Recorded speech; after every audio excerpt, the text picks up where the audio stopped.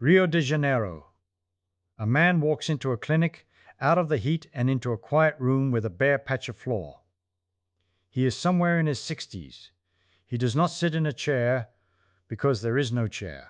He crosses his ankles and he folds himself down toward the ground, slowly the way you might lower yourself into cold water. No hands. He does not reach out for anything. He simply goes down until he is sitting on the floor.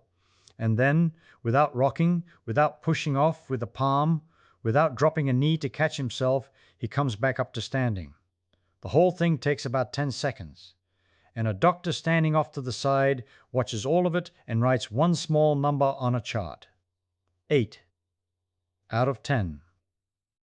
Now nobody told that man what I am about to tell you. That little number, 8, scribbled in a margin, had inside it a prediction. Not a guess. A prediction with startling reach. It carried information about whether that man would still be walking around and breathing 6 years later. One movement. One number. And I have been turning that over in my head for a very long time, because it does not sit comfortably. It bothers me the way a good mystery is supposed to bother you. Let me tell you why it bothers me, and then we will spend a long, easy while taking it apart together, you and I, like two people who cannot sleep and have decided the only reasonable thing to do is figure out how the world actually works. The doctor's name is Claudio Gil Suarez de Araujo. He runs the research at a clinic in Rio de Janeiro called Clinimex, an exercise medicine clinic, and back in the 1990s he cooked up this little test. He calls it the sitting-rising test. The rules are almost insultingly simple. You start standing. You get yourself all the way down to sitting on the floor, and then you get yourself all the way back up. You begin with a perfect 10. 5 points are yours for going down, 5 for coming up. And every time you need a hand, a forearm, a knee, or the side of your leg to help you, you lose a point. Wobble, look unsteady, lose your smoothness for a moment, and you lose half a point. That is the entire thing. No stopwatch that matters. No treadmill. No wires. You could do it right now on your living room floor, though if you are lying down listening to this in the dark, please do not. Stay where you are. We will do all of it in our imaginations, which is where the best physics gets done anyway. Here is the first thing that should make you lean forward a little. When Araujo and his team took this silly-sounding parlor trick and pointed it at a real question, the numbers that came back should not, by rights, exist. In a study published in a European Heart Journal in the year 2014, they ran this test on 2,002 adults, people from 51 to 80 years old, and then they did the patient, unglamorous work of following those people for years, a median of about 6 1/3 years. Long enough for life to do what life does. And when they sorted everyone by their score and looked at who was still alive, the pattern was not subtle. It was not a gentle little trend you needed statistics to coax out of the noise. The people who scored down at the bottom, 3 points or fewer, were something like 5 to 6 times more likely to have died during those years than the people who scored up near the top. 8, 9, 10. Sit with that. 5 to 6 times. From sitting down on the floor and standing back up. And I want you to notice right away how strange this is, because that strangeness is the whole reason we are here. This is not a blood test. Nobody drew blood. Nobody looked at your cholesterol or your arteries or peered inside your chest with any machine. Nobody asked what you eat or whether you smoke. A man simply lowered himself to the ground and got back up, and somehow that motion carried a message about the deep condition of his body, a message loud enough to hear across 6 years of ordinary living with all the accidents and illnesses and pure luck that 6 years contains. Now when I meet a result like that, I have 2 reactions at the same time, and they argue with each other. The first reaction is suspicion. It sounds too good. It sounds like the kind of thing that gets printed in a magazine, gets everyone excited, and then quietly falls apart when somebody careful tries to do it again. That happens all the time in science, and you should want it to happen, because that is the machinery working. The second reaction is greed, the good kind. If this is real, if a 10-second movement truly holds that much information, then nature is telling us something, and I want to know what. because a result that clean is usually a sign that many things are secretly connected, all bundled together, all riding along on one simple act. So the honest thing, the only thing, is to ask whether it holds up. And it does. Because they did it again. In the year 2025, they came back with a bigger, longer, harder study. More than 4,000 people this time, 4,282 of them, from 46 to 75 years old, and instead of 6 years, they followed these people for a median of over 12 years. Twice as long, and the gap did not shrink, which is what you would half expect if the first result were mostly luck. The gap grew. Among the people who scored a perfect 10, the fraction who died over those years was under 4%. 3.7% to be precise about it. Among the people down at the bottom scoring 0 to 4, the fraction who died was 42%. 42. Let me say those two numbers next to each other slowly, because they are the drumbeat under everything we are going to talk about tonight. Under 4 in 100, against 42 in 100. Same test, same clinic, same 10 seconds on the floor. And when the scientists did the careful work, adjusting for the obvious objections, accounting for age and the rest, so that they were comparing like with like, the lowest scorers still carried something like 3.8 times the risk of dying a natural death, and around 6 times the risk of dying specifically from the heart and blood vessels, compared to the people who scored a clean 10, the heart, from a test where you never touched your chest. There is one more number I want to hand you before we start digging, and this one is the number that turns a curiosity into a genuine mystery.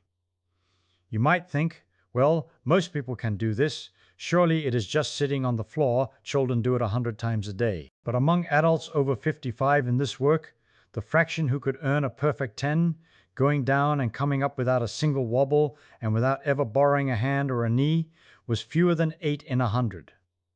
Fewer than 8%. Which means the perfect score is rare. Most grown adults, past a certain age, have quietly lost the ability to do the thing that 2-year-old self did without a thought, and most of them have never once noticed the loss, because nobody ever asks them to sit down on the floor and get up without cheating. So here is where we are. We have a movement so simple a toddler laughs through it. We have a score that most older adults cannot ace, and we have a mountain of follow-up data saying that score reaches forward through years of a person's life and tells you, with uncomfortable accuracy, something about how much time is likely left. That is a mystery. That is a proper sit-up in the dark who put that there mystery.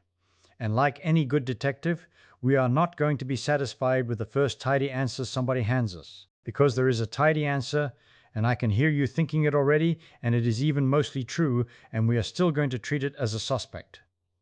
The tidy answer goes like this. Strong, healthy people can get up off the floor easily, and strong, healthy people live longer, so of course the ones who fail the test die sooner. Nothing to see here. Case closed, and I want to tell you, as gently as I can, that when the answer arrives that fast and that smug, that is exactly the moment to slow down and start asking rude questions.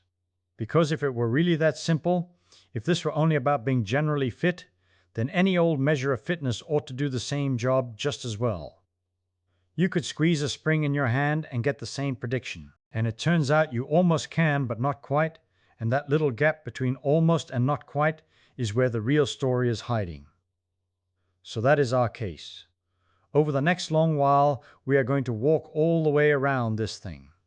We are going to get down on the floor in our minds and feel exactly what the body has to do in those 10 seconds, joint by joint. We are going to find out why a certain kind of muscle fiber vanishes as we age at the worst possible time and takes the explosive power with it.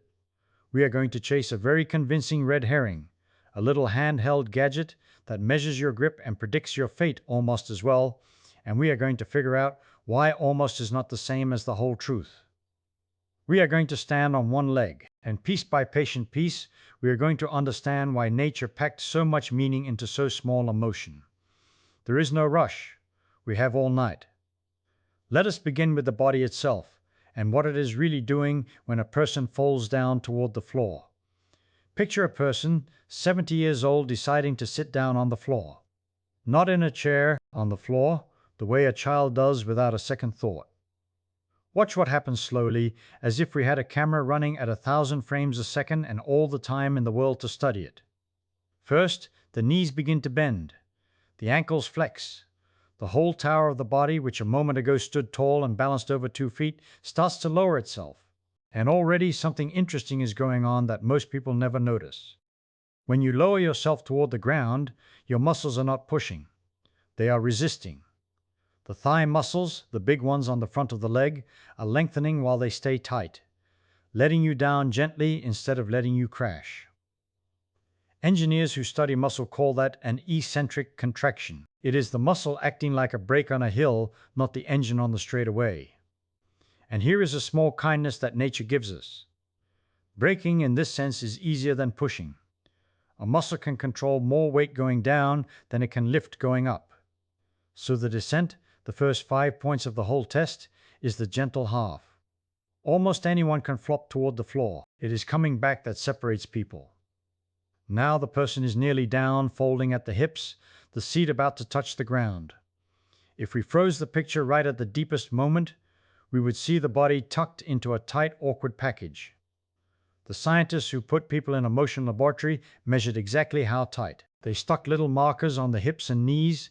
They set force plates under the bare feet, plates that feel every ounce of weight in every push, and they filmed ordinary older adults getting down and up off the floor.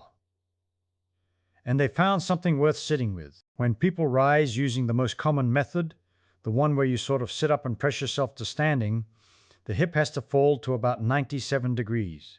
That is past a right angle. The knee bends even more to about 129 degrees. So you are not making a neat little L with your leg. You are crushing the joint almost shut, packing the heel up near the seat, coiling the body like a spring that has been pressed down as far as it will go. Let me have you feel that geometry, because the numbers are only shorthand for a sensation. Sit on the floor right now, in your mind, cross-legged or with your feet tucked under. Feel how your weight has collected into one low folded heap. Your center, the place where all your weight seems to gather, is sitting only a few inches off the ground. And to stand, you have to take that whole heap and lift it smoothly up to the height of your hip standing tall. You have to raise the heaviest part of yourself through the greatest possible distance, starting from the most cramped, most disadvantaged position a body can be in. If a person wanted to design a movement that would test everything at once, they could hardly do better than this. The laboratory found 3 different tricks that people use to solve the problem, and I love this, because it shows you that there is no single right answer that the body agrees on. About 6 in every 10 people used what the researchers called the sit-up method. You lean forward, you get your feet under you, and you press straight up, more or less the way the sitting rising test imagines it. About 2 in 10 used a side sit. They rolled their weight onto one hip and one hand and levered up sideways like getting out of a low canoe. And the last 2 in 10 used a rollover. They turned onto their hands and knees first, made a little 4-legged table of themselves, and climbed up from there, the way a toddler does, or the way you might if your back had been complaining all week. Here is the part that tells you these tricks are not equal. The scientists timed them. The straight sit-up, the boldest and most demanding one, was also the fastest, taking about 6 seconds. The side sit took closer to 7. The rollover, the safest and most cautious, the one that keeps you low and spreads your weight over the most points of contact, took the longest, about 7.5 seconds. Do you see the trade the body is quietly making? Speed costs stability.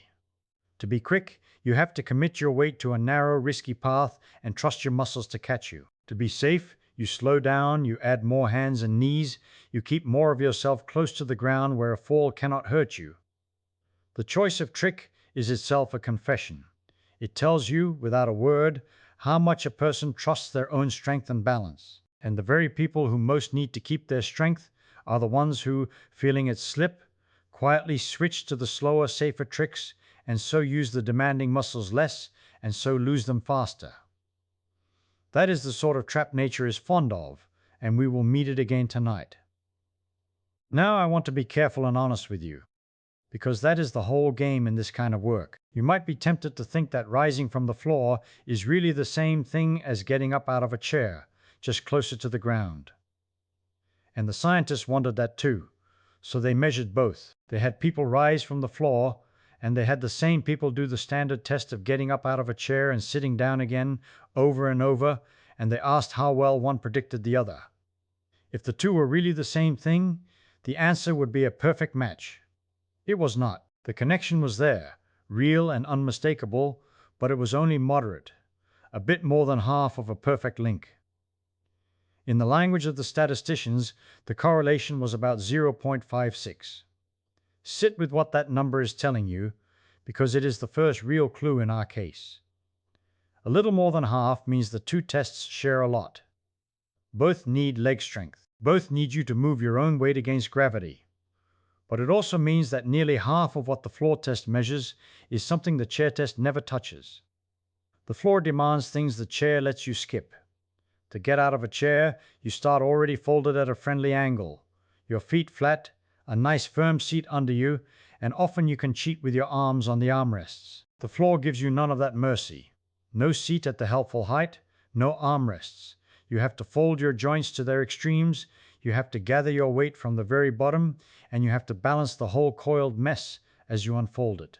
That extra half, the part the chair cannot see, is where the flexibility lives, and the balance and the willingness to trust your body through a wide, sweeping, unstable arc of motion.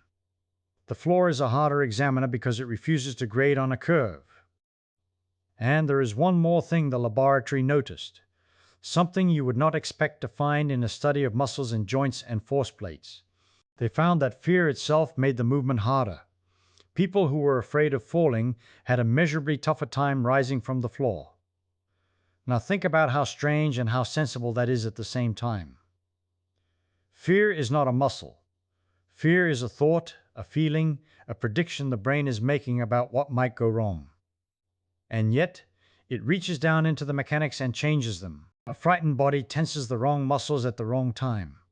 It hesitates at the moment when commitment is exactly what the physics requires. It keeps the weight back, timid, when the whole trick of standing up depends on boldly throwing your weight forward over your feet.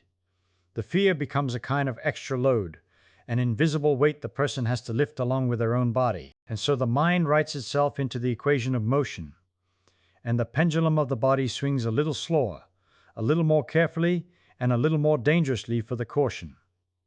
Hold on to that, because it will matter. We tend to imagine the body as a machine and the mind as a passenger riding along inside it, watching out the window. But here they are, tangled together, the fear feeding the weakness and the weakness feeding the fear, each making the other worse in a slow circle. We will come back to that circle when we stand on one leg later on and watch it turn again. So let us take stock of what we have gathered just from watching the body move. We know the descent is the easy half, the muscles working as brakes. We know the rise is the cruel half, lifting the heaviest part of you through the longest distance from the tightest, most folded, least helpful position there is. We know the body has 3 tricks to solve it, and that the fast one is risky and the safe one is slow, so that the very choice of trick betrays how much strength a person has left. We know this floor business measures something real that no chair can capture. And we know that fear itself presses down on the whole affair like a thumb on a scale. But knowing that the movement is hard does not yet tell us why it should be a fortune teller. Watching a person struggle up off the floor explains the struggle. It does not explain the mortality. For that we have to go one level deeper, down to the chalkboard, down to the cold and beautiful accounting of forces and turning and balance, and ask a physicist's question. Not what does the body do, but what is the body fighting against? And when we draw that picture, the folded shape we just watched is going to turn into something a physicist recognizes instantly. An old, unstable, treacherous problem that engineers lose sleep over. Let us go to the chalkboard and draw the person at the very worst moment halfway up and see what the arrows tell us. So here we are at the chalkboard. I have drawn a stick figure, and I have caught it in the cruelest possible instant, not sitting on the floor where at least the ground holds you up, Not standing tall, where your bones stack like a chimney and gravity slides straight down through them into the earth.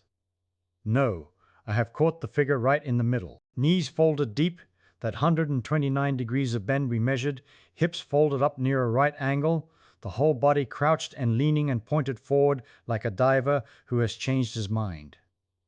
This is the moment the whole test lives or dies. And I want you to look at the arrows with me. The first arrow is easy. It points straight down from a spot somewhere behind the navel, deep inside the belly, and we call that spot the center of mass. It is the single point where, if you could balance the entire body on the tip of one finger, it would sit still. Gravity does not pull on your arm and your head and your knee as separate parties. For the purposes of turning and toppling, gravity pulls on that one point, straight down always, with a force equal to your whole weight. Draw the arrow, it goes down. It never wavers, it never gets tired, it never has a bad morning. That is the honest thing about gravity. It is completely reliable and completely indifferent. Now, the trouble is not the pull itself. The trouble is where that pull is pointing relative to your feet.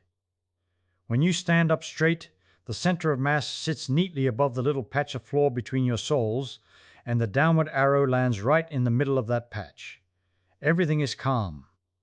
But in this folded crouch, the center of mass has swung out in front of the feet. The body is leaning forward to bring the weight over the toes, because that is the only way to get up. And the moment that point hangs out past the edge of your support, gravity is no longer just pulling you down. It is spinning you. It is trying to rotate you face first into the carpet. That spinning tendency has a name, and it is the whole secret of this lecture. We call it torque. Torque is not force.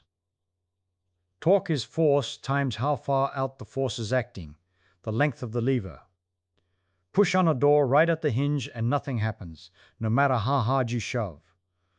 Push on the same door out at the handle, far from the hinge, and it swings with a fingertip. Same force, different distance from the pivot, wildly different result. That distance is everything. And in our crouched figure, the pivot is roughly at the feet, and the center of mass is hanging way out in front of the feet, so the lever arm is long and the torque toppling you forward is large. Gravity has grabbed the door handle and is leaning on it. So who is holding the door shut? Who is supplying the equal and opposite torque that keeps you from face planting and then, more than that, actually turns you the other way and lifts you up? That job falls almost entirely on the muscles across the front of your thighs and the muscles behind your hips. The quadriceps running down the thigh to the kneecap. The big extensors of the hip and the seat. These are the engines, and they are not pushing in a nice straight line either. They are pulling on bones at short little distances from the joints, which means their lever arms are stubby. Stubby lever arm on the muscle side, long lever arm on gravity's side. To win that contest, the muscle has to be enormously stronger than the load it is lifting. It is like trying to hold a long fishing rod out horizontal by gripping only the last inch of the handle. The fish at the far end weighs almost nothing, and yet your wrist screams. The geometry multiplies the demand. This is the inverted pendulum. That is the phrase the engineers use, and once you see it, you cannot unsee it. An ordinary pendulum, a weight on a string, hangs down and is perfectly happy.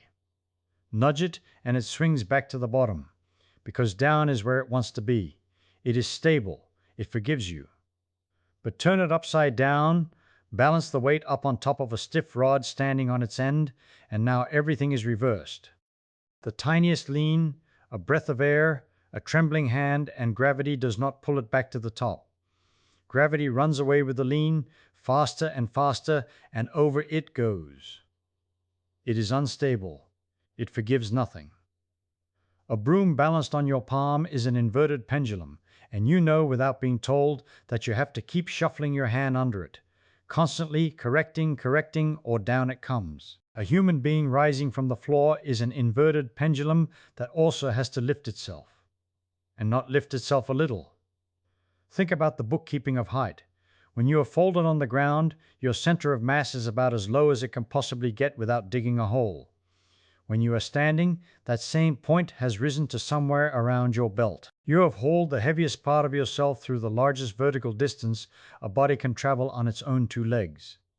Every ounce of that lift is stored as what we call gravitational potential energy, the energy an object has simply by being up high instead of down low. Getting off the floor is the single most expensive energy transaction in those terms that ordinary daily life ever asks of you. Climbing into a chair is cheaper because you started higher. The floor charges full price, and you have to pay that price while balancing the broom. That is the diabolical part. It is not lift, then balance. It is not balance, then lift. It is both at once, welded together into one continuous, teetering, forward-leaning heave, where the very act of leaning forward to get your weight over your feet is the same act that threatens to pitch you onto your face. You are feeding the fire and putting it out with the same hand. A crane lifting a load can at least keep the load directly beneath the hook, straight and safe. Your body cannot. To rise, it must first make itself unstable on purpose, throw its weight out over the edge, and then catch that instability with a precisely timed surge of the thigh before it becomes a fall. Watch a cat do it, and it looks like nothing. Watch a person of 78 attempt it, and you are watching a controlled emergency. Now let me add the cruel little twist that age slips into the drawing. I told you the center of mass sits behind the navel. But where exactly it sits depends on how the weight of the body is distributed, and that distribution does not hold still across a life. As the decades pass, the body tends to lay down more of its mass around the middle, around the abdomen, and to lose it from the limbs. Move mass forward and up into the belly, and you nudge that center of mass point forward, out toward the front of the body. And what did we just learn? The torque toppling you forward is force times the lever arm, and the lever arm is how far that point hangs out past your feet. Shift the point forward, and you have lengthened the very lever that gravity uses against you. The load has not merely grown heavier, it has grabbed a longer wrench. So the aging body often asks its thigh muscles for more torque than the young body ever did at precisely the moment those muscles have less to give. The demand rises as the supply falls. The two curves cross, and where they cross, a person can no longer stand up from the floor. There is one more arrow I have not drawn, and it is the strangest of all, because you cannot measure it with a force plate. It is fear. Remember, the study found that being afraid of falling was itself tied to greater difficulty getting up. Now, at first that sounds like soft psychology wandering into a hard physics lecture, and I want to send it away. But think about what fear actually does to this mechanical system. To rise, you must commit. You must throw your weight forward past your feet into that unstable zone, trusting your thighs to catch you on the far side. That commitment has to be quick and whole. A frightened body will not commit. It leans out halfway, hesitates, feels the wobble, and pulls back. And pulling back is fatal to the maneuver, because the whole thing runs on momentum. You are going to use the forward swing of your weight to help carry you up the way a person on a swing pumps at just the right instant. Hesitate, kill the momentum, and now you are trying to lift the entire load from a dead stop statically with muscles alone and no help from motion. The fear does not merely feel bad. It changes the physics. It converts a dynamic problem your body might have solved into a static problem it cannot. The thumb on the scale is real, and it presses down through the honest machinery of torque and timing, just like everything else on this chalkboard. So look at what we have assembled. A weight that must be lifted through the greatest possible height, a pivot at the feet, a lever arm that gravity lengthens as you age, an upside-down, unforgiving pendulum that has to be balanced and hoisted in the same breath, stubby little muscle levers that must out-torque all of it, and a nervous system that, if it flinches, quietly turns an easy dynamic move into an impossible static one.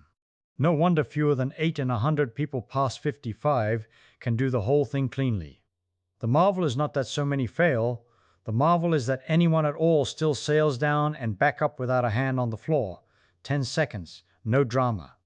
As if physics had waived the toll just for them. But I have been talking as though the muscle is simply a spring that weakens smoothly with the years, a little less each birthday. That is not true, and the truth is far more interesting and far more merciless. Because when you slide a sliver of a 70-year-old thigh under a microscope and look at what has actually happened to the fibers, you do not find a muscle that has faded evenly all over. You find a muscle that has been robbed selectively. Something has crept in and taken the fastest, strongest, most explosive fibers first and left the slow ones behind. And that, it turns out, is exactly the wrong thing to lose for a person trying to spring up off the floor. So let me take you right up close to the thing, closer than the naked eye can go. Imagine we have shaved off a slice of that thigh muscle, the one the anatomists call the vastus lateralis, the big slab that runs down the outside of your leg and does most of the heavy lifting when you push yourself up off the ground. We stain it, we put it under the glass, and we look. Now a muscle is not one kind of stuff. It is a bundle of two rather different kinds of rope woven together, and they do two different jobs. There are the slow fibers, which are patient and thrifty and tireless. They are the ones that hold you upright all day long, that let you stand in a kitchen for an hour without collapsing, that keep your posture while you barely notice. They sip fuel slowly, and they almost never quit. And then, mixed in among them, there are the fast fibers, the fast twitch, the type 2, and these are a completely different animal. They are the sprinters. They fire hard and quick, and they burn out fast. They are the fibers you call on when you need power right now, in a hurry, all at once. When you jump, when you catch yourself from a stumble, when you drive your whole weight up from a squat on the floor to standing. That is fast twitch work, top to bottom. And here is the cruel little secret the microscope tells you. Aging does not take these two kinds evenly. It goes hunting. It comes for the fast fibers first. By the time a person reaches 70, they have lost somewhere between 15 and 30% of those fast twitch fibers. Gone. And the ones that remain do not multiply to cover the gap. If you count up all the fibers in that thigh muscle, you find roughly a quarter of them simply missing by age 70. 25% of the whole population of fibers vanished, and the losses fall most heavily on exactly the sprinters you would most want to keep. Now you might say, all right, so the muscle's a bit smaller, a bit lighter. What of it? And this is where the numbers stop being polite. Because a fast fiber does not do the same amount of work as a slow one. It does not lose you a proportional little sliver of capability when it goes. A fast twitch fiber can produce something like 5 to 6 times the power of a slow twitch fiber. 5 to 6 times. So when you lose the fast ones preferentially, you are not draining the tank evenly. You are pulling out the biggest pipes and leaving the little ones. The muscle can still hold you up all day. It has plenty of slow fiber left for that. What it can no longer do is explode. And I want you to feel why that word matters, explode. Because it is the whole crux of the mystery. Power is not the same as strength. Strength is how much force you can make if you have all the time in the world. Power is force delivered fast, force with a clock ticking. And rising from the floor is a power problem, not a strength problem. You have to move a large mass, your entire body, through a large distance, from crumpled on the ground to fully upright, and you have to do it inside a narrow window where your balance still holds. Dawdle, and you topple sideways before you arrive. So the very move that most demands quick explosive output is the move most sabotaged by the fibers you have specifically lost. It is as if a thief walked through your house and stole only the tools you needed for one particular job, and left everything else untouched, and then dared you to do that job. There is a measured shape to this robbery, and it is worth saying slowly, because it explains why the trouble arrives so suddenly and not as a gentle slope. If you track muscle mass across the adult decades, it drains off at maybe 3 to 8% per decade after the age of 30. That is slow. That is a leak you would barely notice year to year. But after 60, the leak becomes a breach, and after 70, something stranger happens. The strength does not fall at the same rate as the mass. The strength falls faster. In the 70s, strength can drop by something like 15% every 5 years, which is roughly 3 times the annual pace at which the muscle is actually shrinking. The muscle is losing bulk at about 1% a year, but losing its usable force 3 times faster than that. So the tissue is not just getting smaller, it is getting weaker per unit of itself, hollowing out from the inside, because the fibers that gave it its punch are the ones departing. And you can see this in the ratio in the very makeup of what is left. Studies that count fiber types find something like a 10% drop in the expression of the fast twitch fibers, and at the same time about an 11% rise in the dominance of the slow ones. The muscle is not only shedding fibers, it is quietly rewriting its own recipe, tilting itself toward endurance and away from power, becoming better and better at the thing you rarely need and worse at the thing that saves your life. It is turning itself into a marathoner right when you need a sprinter. So step back with me and look at what we have assembled. We have a test that lasts 10 seconds and predicts who lives and who dies with an authority that ought to be indecent for something so simple.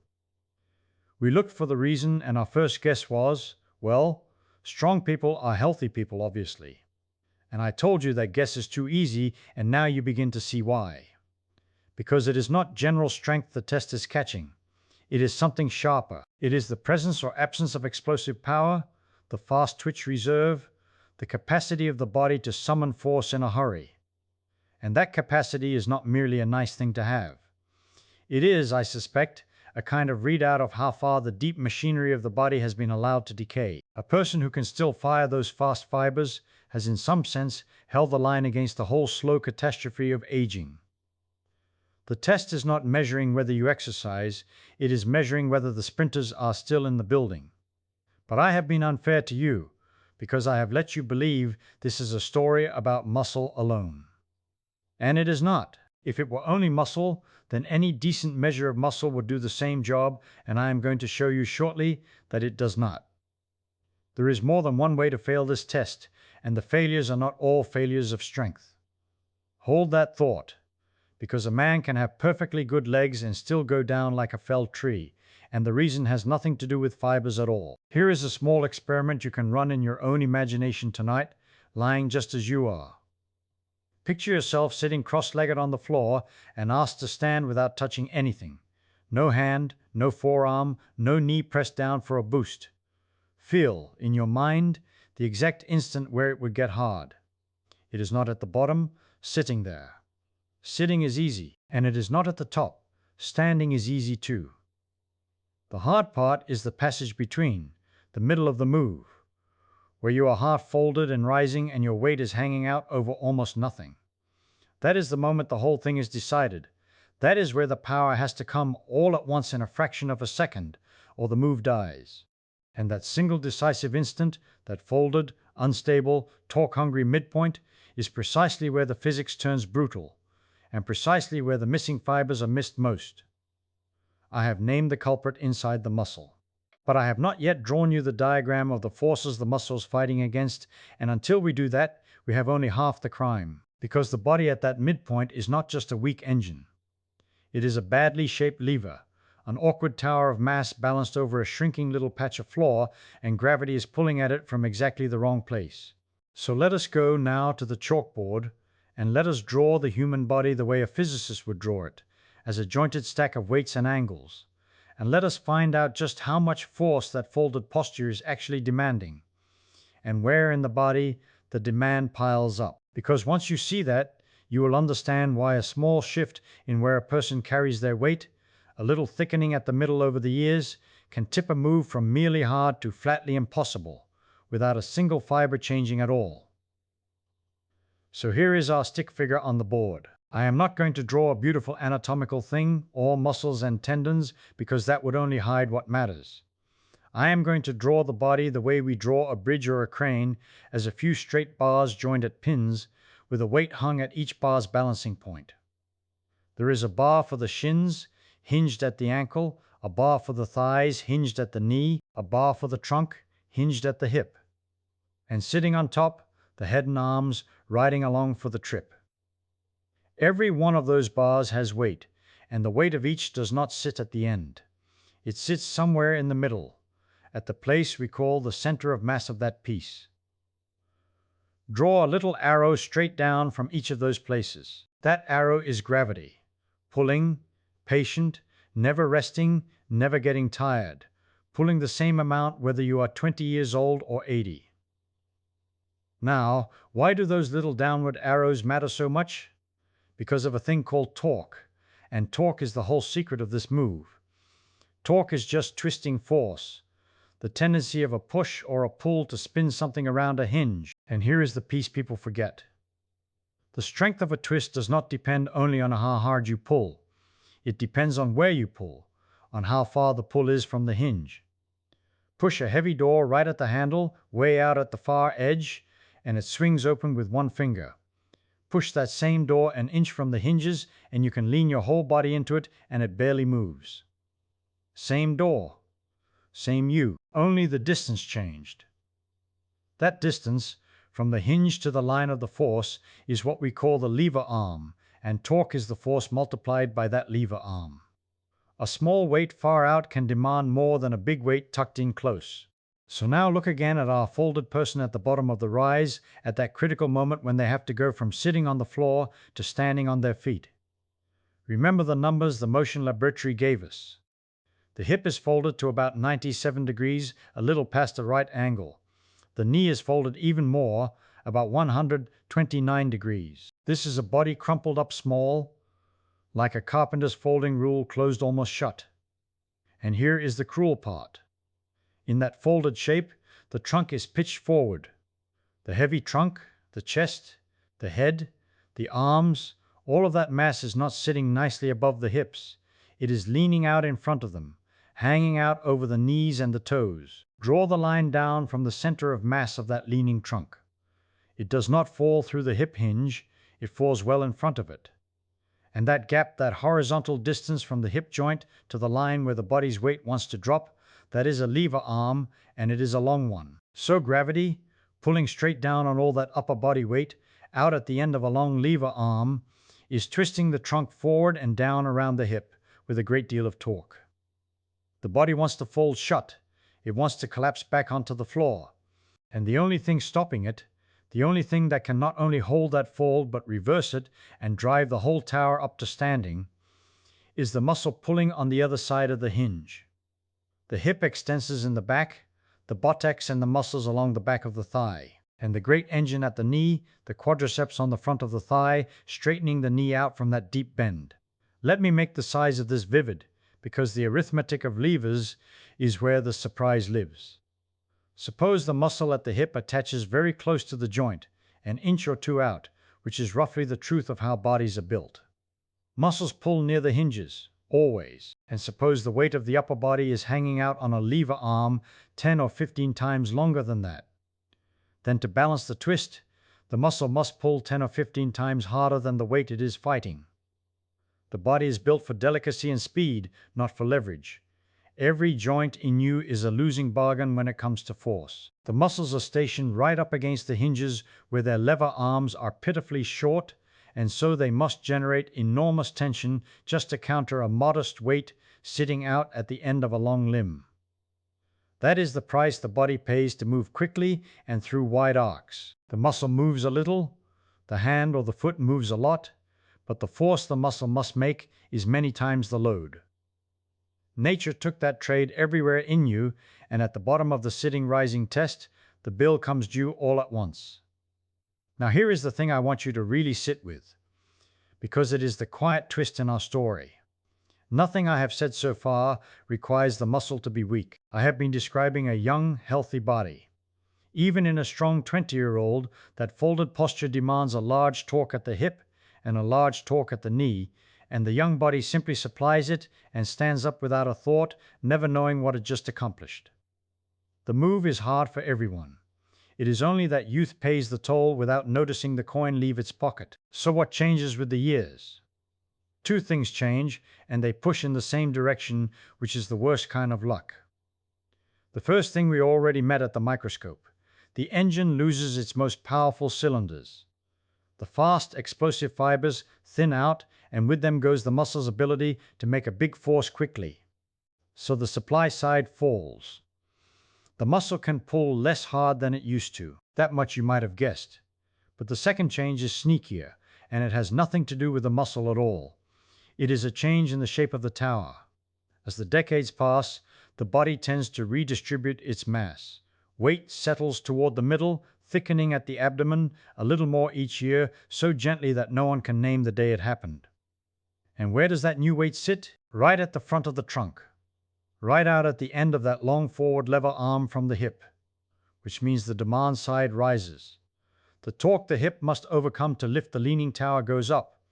Not because gravity got stronger, gravity never changes, but because the weight moved to a worse place, further out on the lever, twisting harder around the hinge.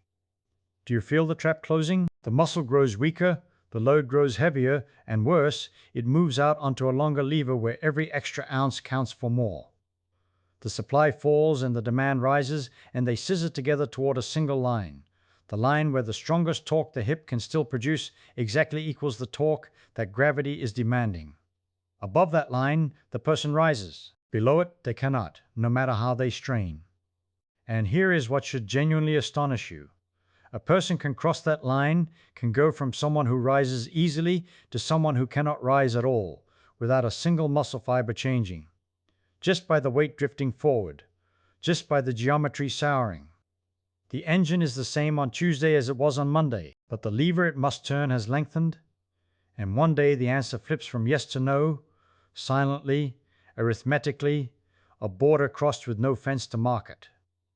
That is why I told you back at the muscle that we had only half the crime. The weakness is real, but weakness alone does not explain why the loss can feel so sudden, why people say they were fine and then one season simply could not get up off the garden floor the way they always had. The suddenness is the mathematics of levers and thresholds.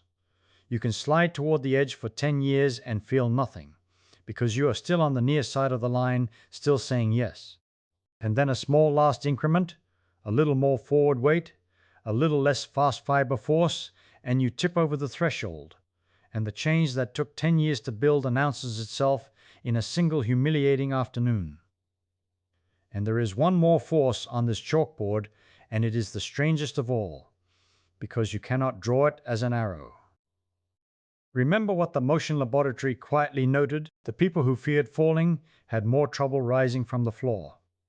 Now think about what fear does mechanically. A frightened person moves slowly, cautiously, and slow is exactly wrong for this move. Remember, the fast fibers are the ones that make the big burst of force. To rise, you want to attack the move, to gather momentum, to let a little swing of the trunk carry the center of mass forward and up over the feet in one committed motion. But fear says do it gently, do it carefully, do not throw yourself. And that caution robs you of the very momentum that would have made the rise possible. The fear of falling makes rising harder, and the harder rising becomes, the more reason there is to fear. It is a loop, mind and muscle feeding each other, psychology reaching down into the physics and lengthening the odds. The body and the worry about the body are wired into the same machine, turning the same hinges. Let me set that loop aside for a moment, because I want to try to trick you. I want to offer you an easy answer, and I want you to feel how good it sounds, and then I want us both to notice why it does not quite fit. Here is the easy answer. If getting off the floor is really just about being strong, then we do not need this odd little folding and unfolding test at all. We can measure strength directly in one clean number and be done with it. And it turns out there is a device that does exactly that.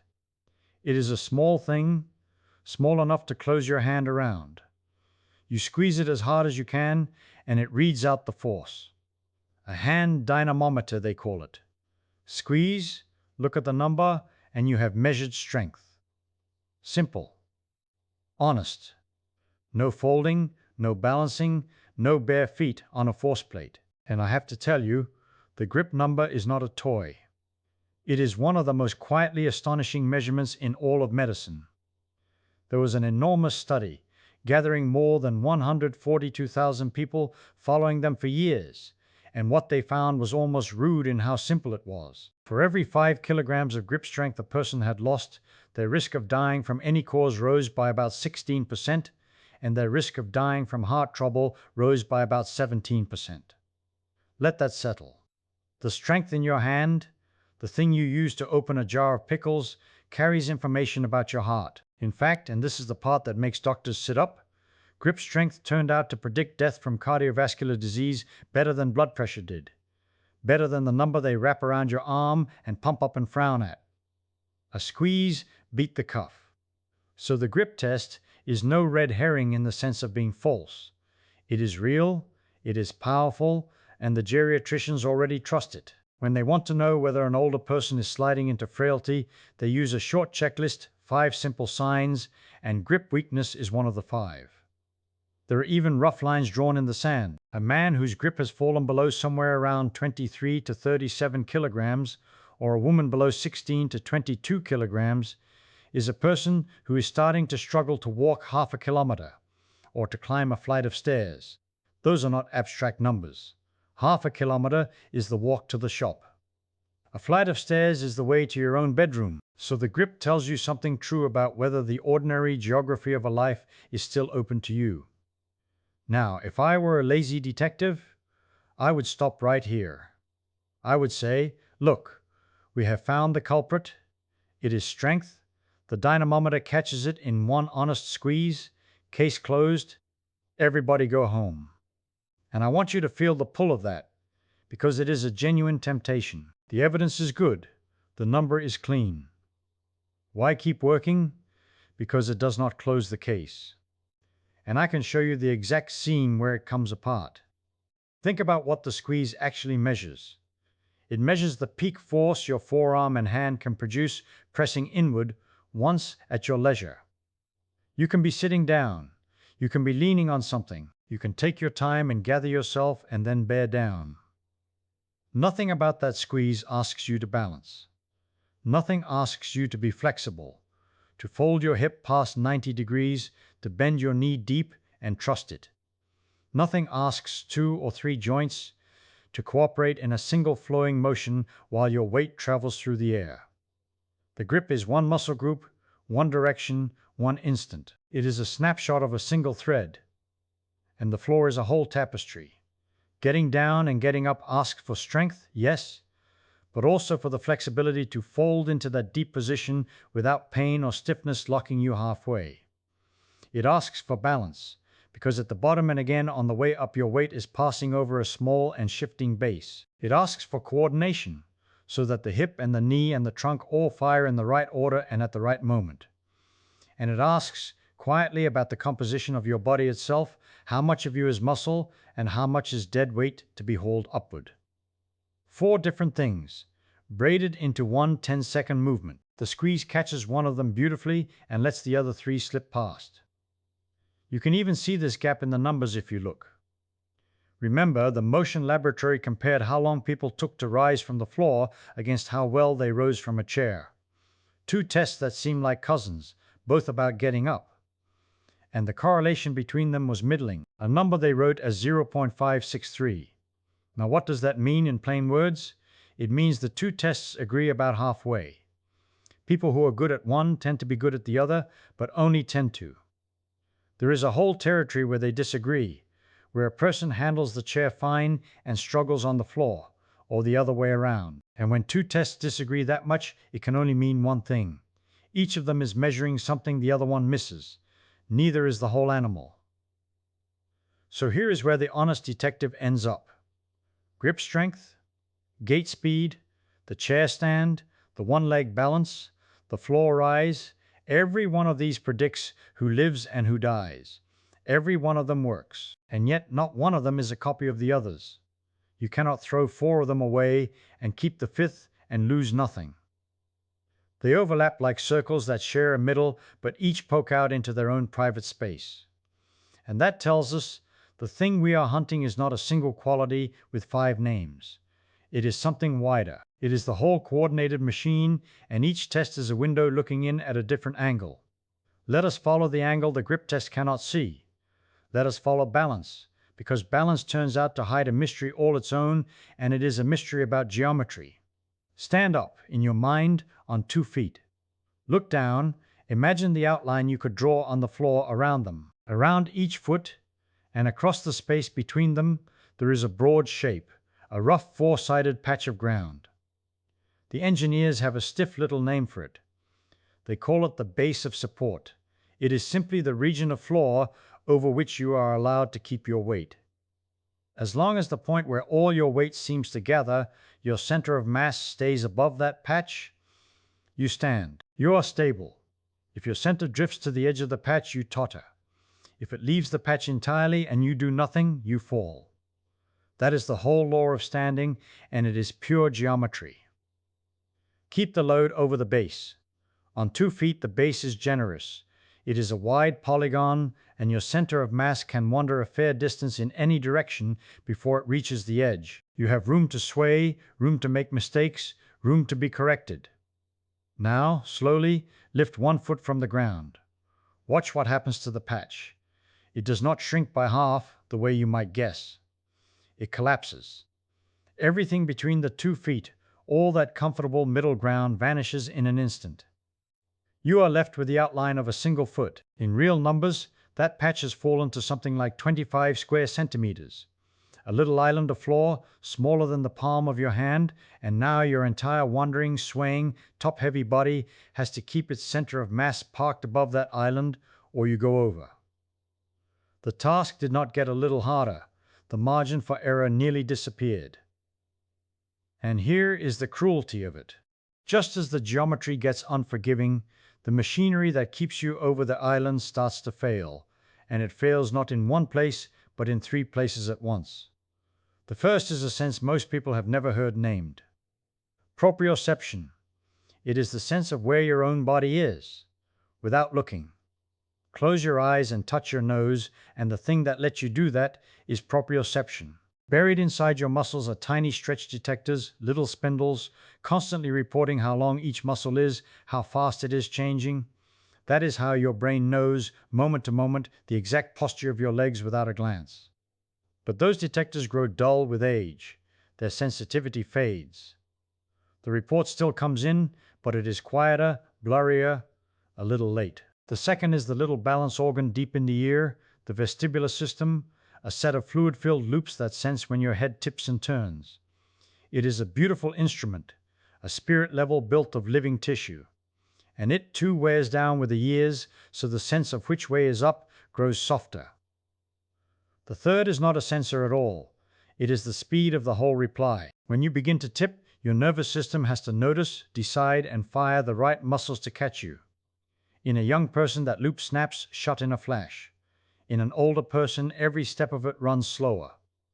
The signal takes longer to arrive, the decision takes longer to form, the muscle takes longer to answer. The correction is late, and on an island of floor the size of your palm, late is the same as gone. Now here is the thing that turns 3 ordinary problems into one serious one. They do not take turns. They do not arrive politely, 1 per decade. They degrade together at the same time in the same body. The eyes of the muscle grow dim, and the level in the ear grows soft, and the reply grows slow, all at once. And because balance depends on all 3 working in concert, losing a little of each does not add up. It multiplies. The difficulty does not climb a gentle ramp.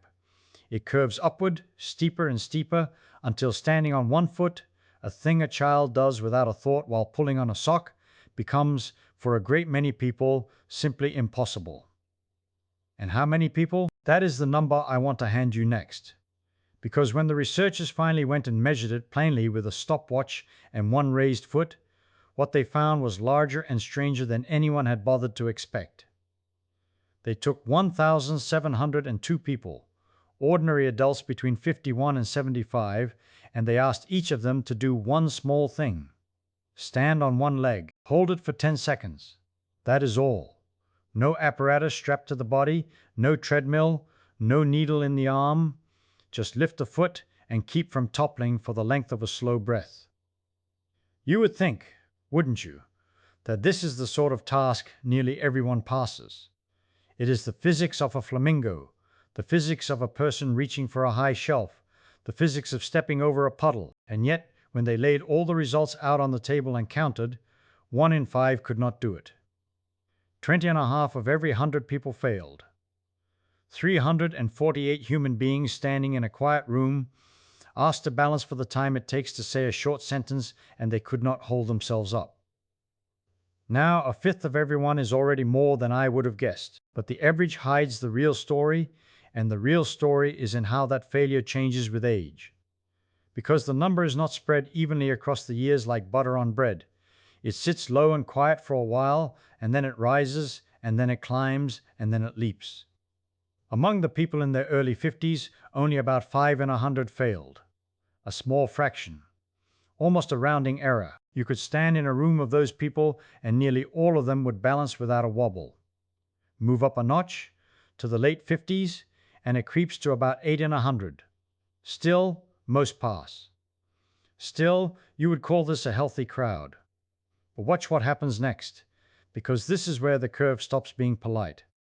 In the early 60s, ages 61 to 65, the failure rate roughly doubles to about 18 in 100. Nearly 1 in 5 now. And then, in the late 60s, the ages 66 to 70, it doubles again to about 37 in 100. More than a third of people in that band cannot stand on one leg for 10 seconds. And then comes the band that gives this whole talk its spine.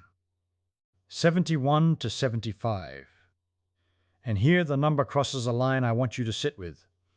54 in 100. More than half. More than half of everyone between 71 and 75 asked to balance on one leg for the length of 10 seconds cannot do it. Let that settle for a moment, because it is a genuinely astonishing thing. We are not talking about running or lifting or climbing a rope. We are talking about the quietest, most modest demand a body can face. Hold still.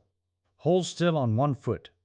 And for the majority of people past 70, that modest demand has become too much. The platform shrank, the 3 signals dimmed together, the corrections came a beat too late, and the whole apparatus that keeps a person upright quietly failed the smallest test you could design.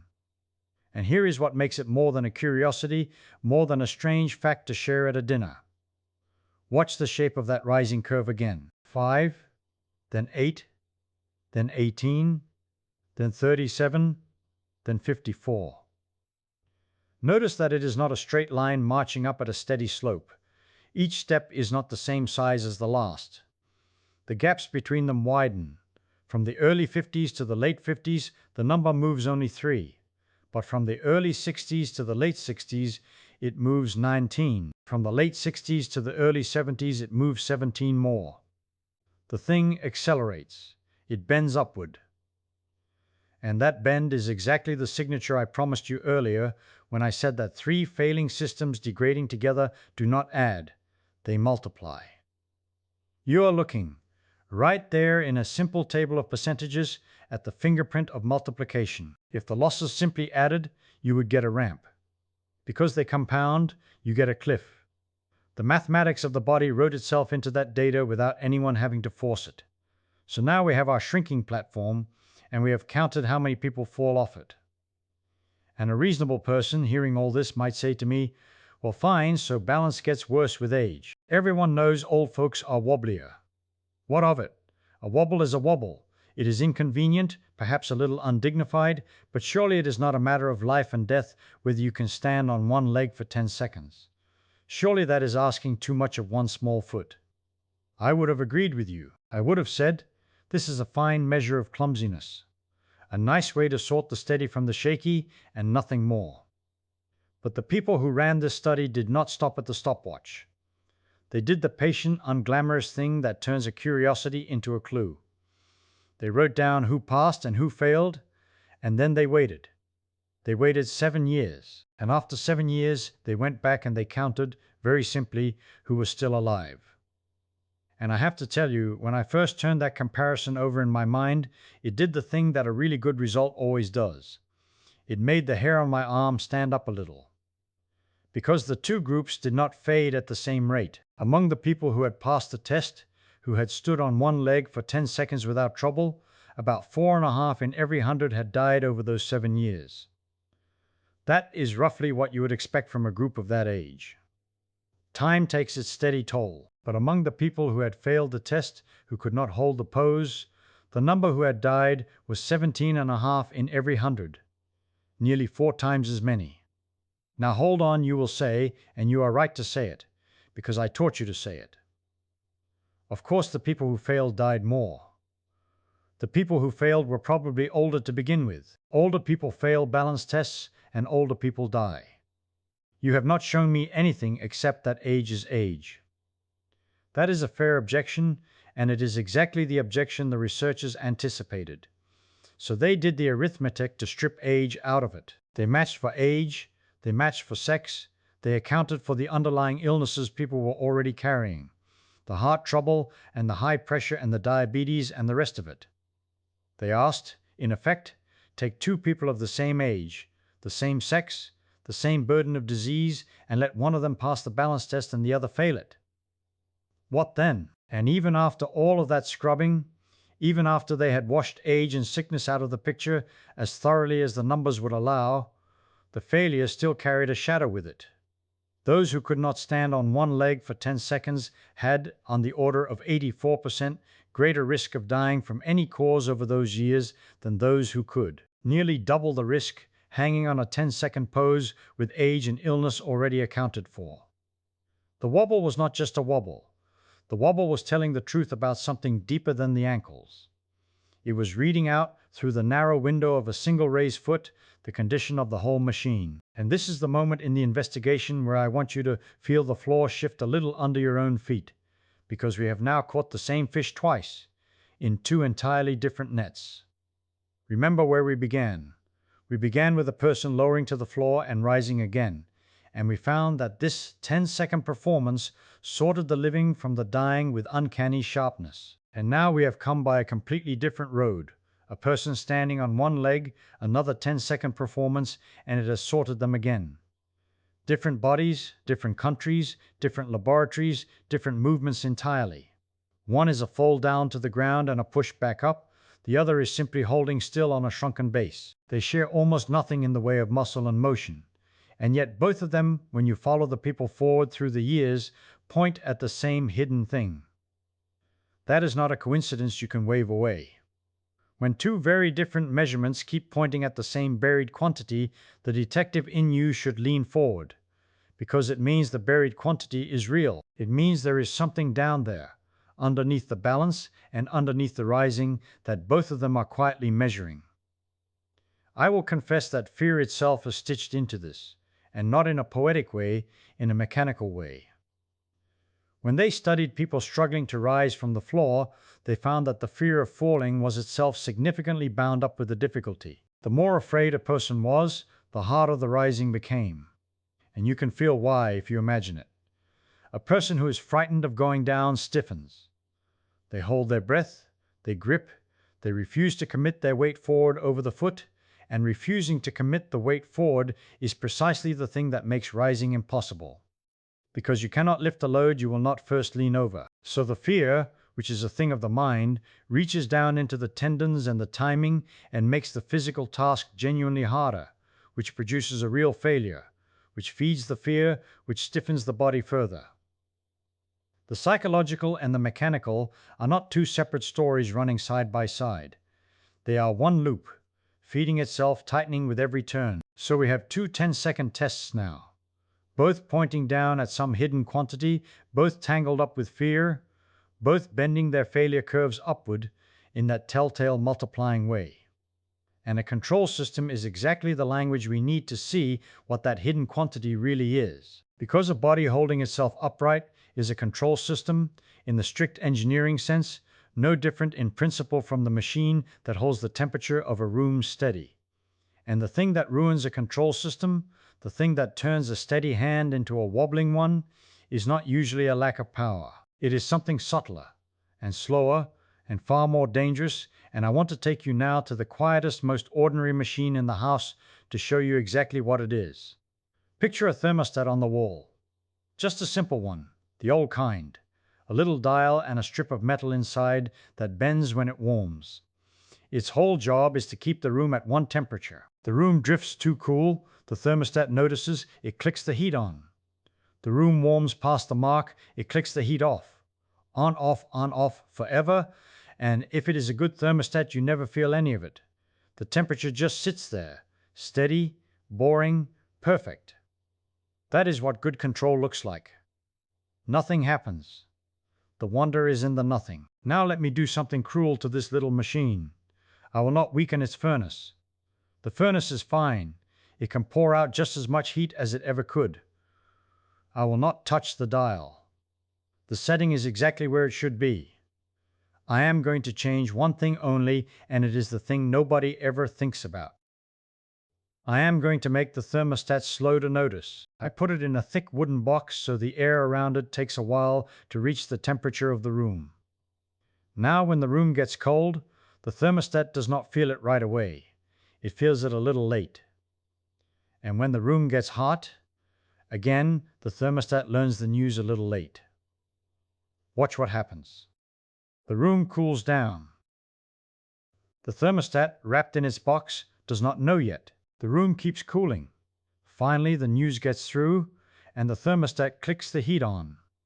But now the room is far colder than we wanted, so the heat runs and runs and drives the room up past the mark. Warm, warmer, too warm, and still the thermostat does not know. Because it is slow, and by the time it feels the heat and clicks off, the room is roasting. Then the same thing in reverse. The room falls past the mark, way past, before the machine catches up. Instead of sitting quietly at one temperature, the room now swings. Cold, hot, and each swing is bigger than the last. The temperature paints a wave on the air that grows and grows. Engineers have a plain word for this. They call it oscillation. And when it feeds itself and grows, they call it instability. And here's the thing I want you to hold on to through the whole rest of tonight. I did not remove one bit of power from that furnace. The strength was never the problem. The delay was the problem. A slow correction is worse than a weak one, because a slow correction arrives pointing the wrong way. Now take that box off the thermostat and put it on a person, because a body standing up is doing exactly what that thermostat was doing. It is holding something steady against a world that keeps nudging it off. Only what the body holds steady is not temperature. It is that center of mass, that single balancing point we found hovering somewhere behind the navel, and the body is forever keeping it poised over the little island of the feet. You sway a hair forward. Senses fire. A muscle in the calf pulls, just so, and eases you back. You drift a touch to the left, and before you have any idea it happened, the hip on that side has already caught you. All day long, awake, asleep on your feet in a queue, you are swaying and being caught. Swaying and being caught. 1,000 tiny falls that never become a fall. And when it works, you feel nothing at all. Just like the good thermostat. The wonder is in the nothing. So now ask the only question that matters. What put the box around the thermostat of a body 70 years old? What added the delay? And this is where those three failing senses we met earlier come back, and they come back wearing a new meaning. Remember them, the muscle spindles, those little stretch receptors threaded through the muscle that report how fast a limb is moving and which way growing dull, their sensitivity fading, so the news of a sway leaves late. The vestibular organ deep in the inner ear, the body's own carpenter's level, the thing that knows up from down, its signal growing faint and grainy. And the nerves themselves, the wires carrying the alarm to the brain and the order back to the muscle, conducting a little slower, the whole round trip stretched out longer than it used to be. Earlier I showed you these three as a loss of information, as senses going quiet. That was true, but it was only half the truth. Look at them again through the thermostat. Every single one of these is a delay. Every one of them is another layer of wood in the box. The sway still happens. The furnace, the muscle, may still have plenty of power. But the correction now arrives late, and a late correction we just saw does not steady you. It overshoots. It sends you past the mark the other way, and then the next correction is late too, and it overshoots worse. That is why an old person's quiet stand is not quiet. Watch closely and you see the sway is bigger, the catches are later and harder, the whole system hunting back and forth around the point of balance instead of resting on it. It is the room swinging cold to hot to cold. It is oscillation. And now you understand, in the deepest way, why the person who cannot hold one leg for 10 seconds is in real danger. and why that danger has so little to do with how strong they feel. When you lift one foot, you shrink the island, that base of support, from a broad and forgiving polygon down to that little patch the size of a playing card. On the big island, a late correction still has room. You overshoot, but you overshoot into territory that is still over your feet, so you get away with it. On the little island, there is no room to get away with anything. The center of mass wanders to the edge in a heartbeat, and if your correction is even a fraction of a second late, it does not catch the sway. It arrives after the sway has already carried you past the edge, and past the edge there is no catching. There is only falling. So the 10-second stand is not really a test of leg strength at all, or not mostly. It is a test of the speed of your control loop. It is asking, quietly, how thick is the box around your thermostat? 10 seconds is long enough that a slow, oscillating system will build one swing too big and step down.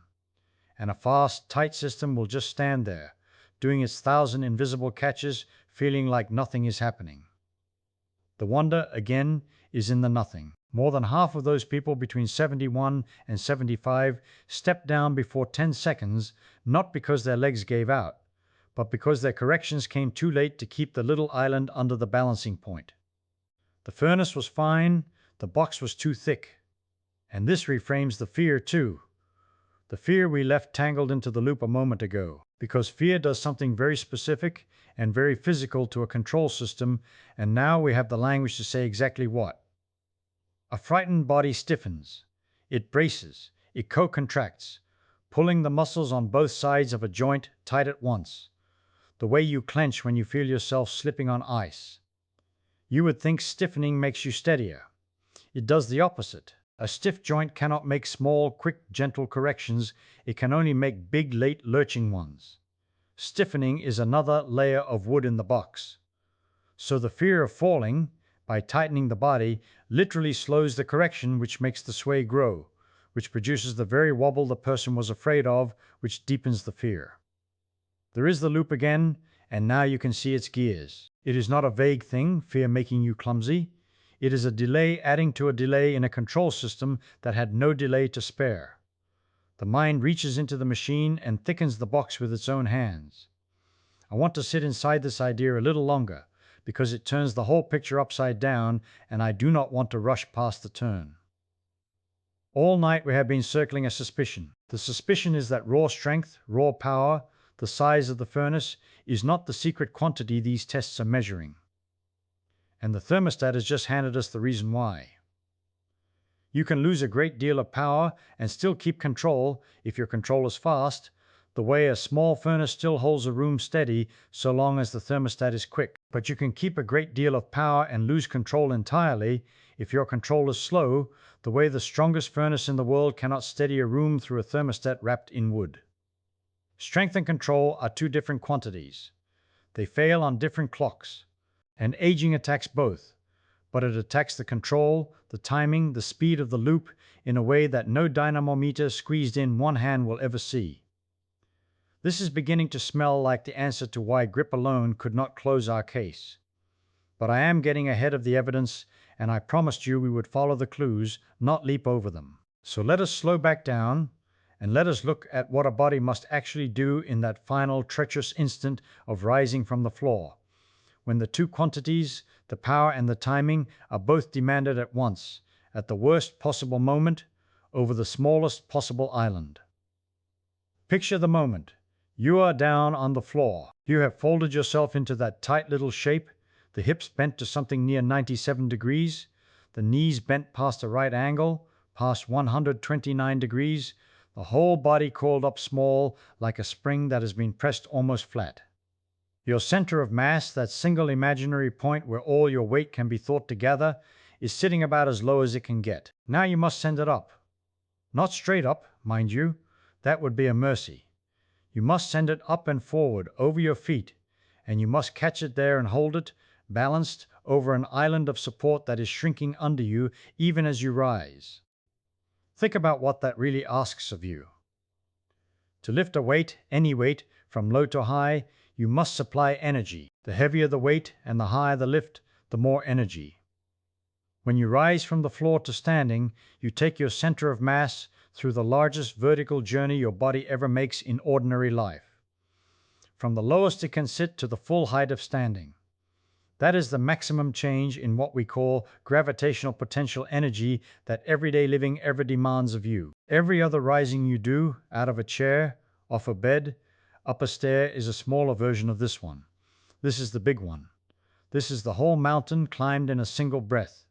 And here is the cruelty in the timing. The energy is not the hard part.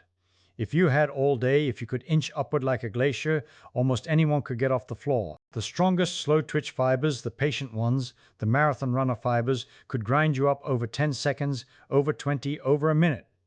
But that is not how rising works. Rising has a critical instant, a narrow window where the geometry turns against you, where the body is neither low and stable nor high and stable, but caught halfway, folded, leaning, the weight hung out over the joints at the very angle where the muscle can push the least and must push the most.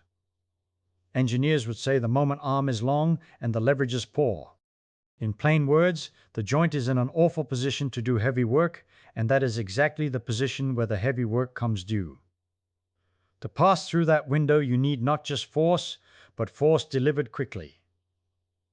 You need power. And power, remember, is precisely the quantity that the fast twitch fibers supply. The fibers that give 5 to 6 times the punch of their slow cousins.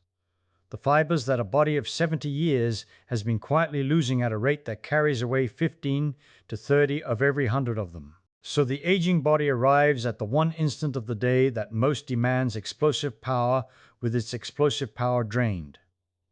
It has kept much of its endurance, it has kept some of its strength. But the sharp, quick, get me through the bad angle power, that is the very thing that is thinned out. It is as though the fire were asked to leap highest on the day the driest kindling had all been carried away, leaving only the slow, damp logs that burn steady but will not flare. Now watch what happens if the power is not quite enough. You begin to rise. You commit your weight upward and forward. And somewhere in that bad angle window, the push falters. It is a fraction too weak, or it comes a fraction too late. Your center of mass, which you had sent traveling up and over your feet, does not quite make it over. It stalls. And a stalled center of mass does not politely wait for you to gather yourself.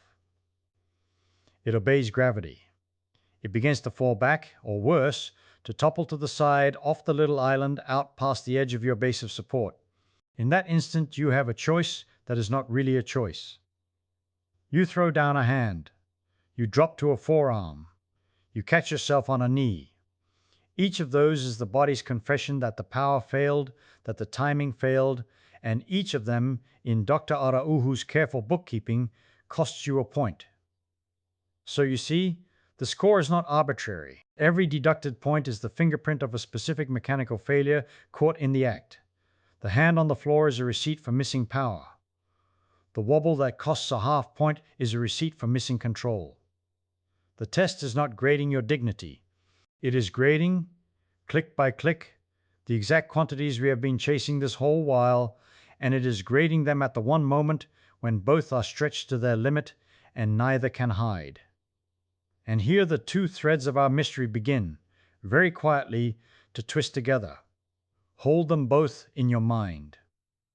The first thread is power, the fiber catastrophe, the draining away of the quick and forceful. The second thread is control, the timing, the loop that steadies the swaying tower, the loop that we saw grows slow and sluggish with age like a furnace wrapped in wood. For a long stretch of this investigation, we have treated these as two separate suspects. But look at what rising from the floor actually demands. It demands that you produce great power and precise control in the same instant, with the same legs over the same shrinking island at the same worst angle. The test does not let you pass by being merely strong. It does not let you pass by being merely steady. It asks for both at once, coupled, in the space of a few seconds, and it is the coupling that undoes people. That is why grip could never close our case. When you squeeze a dynamometer, you produce force in one hand, and the machine reads the peak, and it does not care in the least whether you are quick about it or slow, balanced or leaning, coordinated or clumsy. You could squeeze it lying down. You could squeeze it half asleep. It samples one quantity, force, in one place, one hand, with no demand for timing, no demand for balance, no folding of the body, no journey of the center of mass across a treacherous window. And that single quantity, that lonely number, still predicts death better than blood pressure, which tells you how deeply strength runs through the whole story of aging. But it is one instrument reading one string.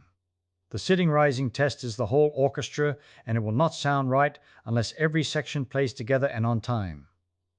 Let us test that idea against something we already know, because that is what a careful investigator does.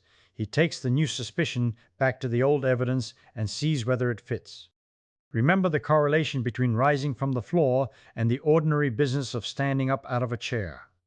The number was 0.563, a moderate tie, a positive one, but far, very far from a perfect match. Now, if rising from the floor were purely a matter of leg power, and standing from a chair were also purely a matter of leg power, those two should march almost in lockstep. The correlation should be tight, near perfect. It is not. It is loose, and that looseness is a clue, not noise. It tells you that each test is measuring something the other misses. The chair gives you a seat to push from, a fixed height, a friendly geometry, arms of the chair often within reach. The floor gives you none of that. The floor makes you supply the whole lift, the whole balance, the whole coordination with nothing to lean on. So the two tests overlap in the muscle they use, and they diverge in everything else, and the size of that divergence is a measure of exactly how much the floor is asking that the chair is not. The looseness of that correlation is the extra demand of balance and control written in a single decimal. And there is one more character in this final instant, one we met briefly and set aside, and it belongs here more than anywhere. Fear. The studies found, plainly, that fear of falling was tied to greater difficulty rising from the floor. Now you might think fear is a soft thing, a feeling, outside the physics, but look closer, because it is not outside the physics at all. A person who is afraid of falling does something quite specific with the body. They stiffen. They hold their muscles tight against each other, the pushers and the pullers both clenched at once, which engineers would call raising the stiffness of the system. They move slowly and deliberately, which robs them of the very quickness, the very power, the fast burst that the bad angle window demands. They keep their weight cautious and back, unwilling to commit the center of mass forward over the feet, which is precisely the commitment that rising requires. So fear, which feels like a thing of the mind, reaches down into the mechanics and changes the numbers. It lowers the power at the instant power is needed. It slows the loop at the instant the loop must be quick. The frightened body and the failing body arrive at the same place by different roads, and once there, they feed each other. You fail to rise easily, so you grow more afraid, so you stiffen and slow, so you fail more surely still. It is a loop, like the balance loop, but running through the mind and back into the muscle, and it turns in the wrong direction, tightening on itself. The psychology and the physics are not two stories.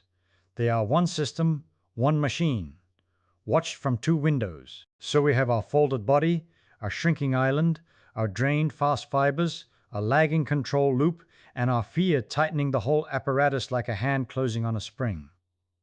All of it converging on a few seconds over a patch of floor the size of 2 feet.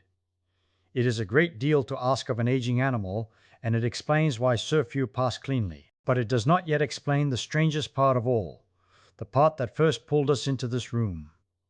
It does not explain why failing this little test should foretell death itself, years away, by causes that seem to have nothing to do with getting up off a carpet. Strength, I could believe. But the heart? The blood vessels? What could a folded body over a small island possibly know about those? That is the deeper mystery, and we are, at last, close enough to begin to open it. So let us walk slowly toward that puzzle, the way you would approach a locked door you have finally found the key for. The common sense guess sits right there waiting for us, and it is worth saying out loud before we take it apart. The guess is this: a person who cannot rise from the floor is simply an unhealthy person, and unhealthy people have unhealthy hearts, and so of course they die sooner. The floor test is just a mirror. It is not telling us anything new.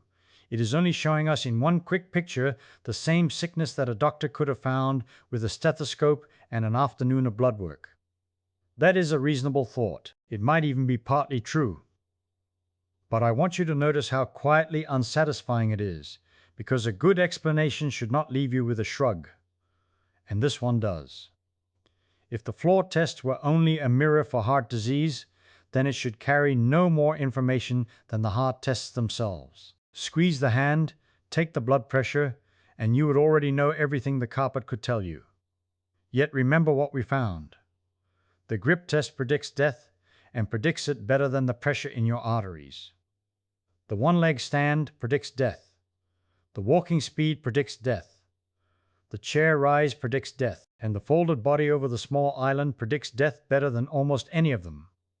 If they were all just the same mirror held at different angles, you would expect them to say the same thing. Instead, each one keeps a little secret the others do not know. Each one adds something, and things that merely mirror each other do not do that. So the mirror idea cannot be the whole answer. There is something the movement itself is measuring, something that a resting heart, sitting quietly while a machine reads its pressure, never reveals. And to find it, we have to ask a question that sounds almost childish. What is the heart for? Not what is it made of, not how it beats, but what is its job in the animal that carries it around? And the answer is that the heart is a servant of motion. It exists to feed muscle that is doing work. When you are perfectly still, the heart barely has a job at all. A resting body asks very little of its pump. The whole magnificent apparatus of the cardiovascular system, the miles of vessel, the valves, the reflexes that tighten and loosen the pipes, all of it was built for one purpose above the others: to deliver fuel and oxygen to muscles that are demanding it right now faster than they can supply themselves. And here is the quiet turn. When you measure a person lying down or sitting with a cuff on the arm, you are measuring the servant while it is off duty.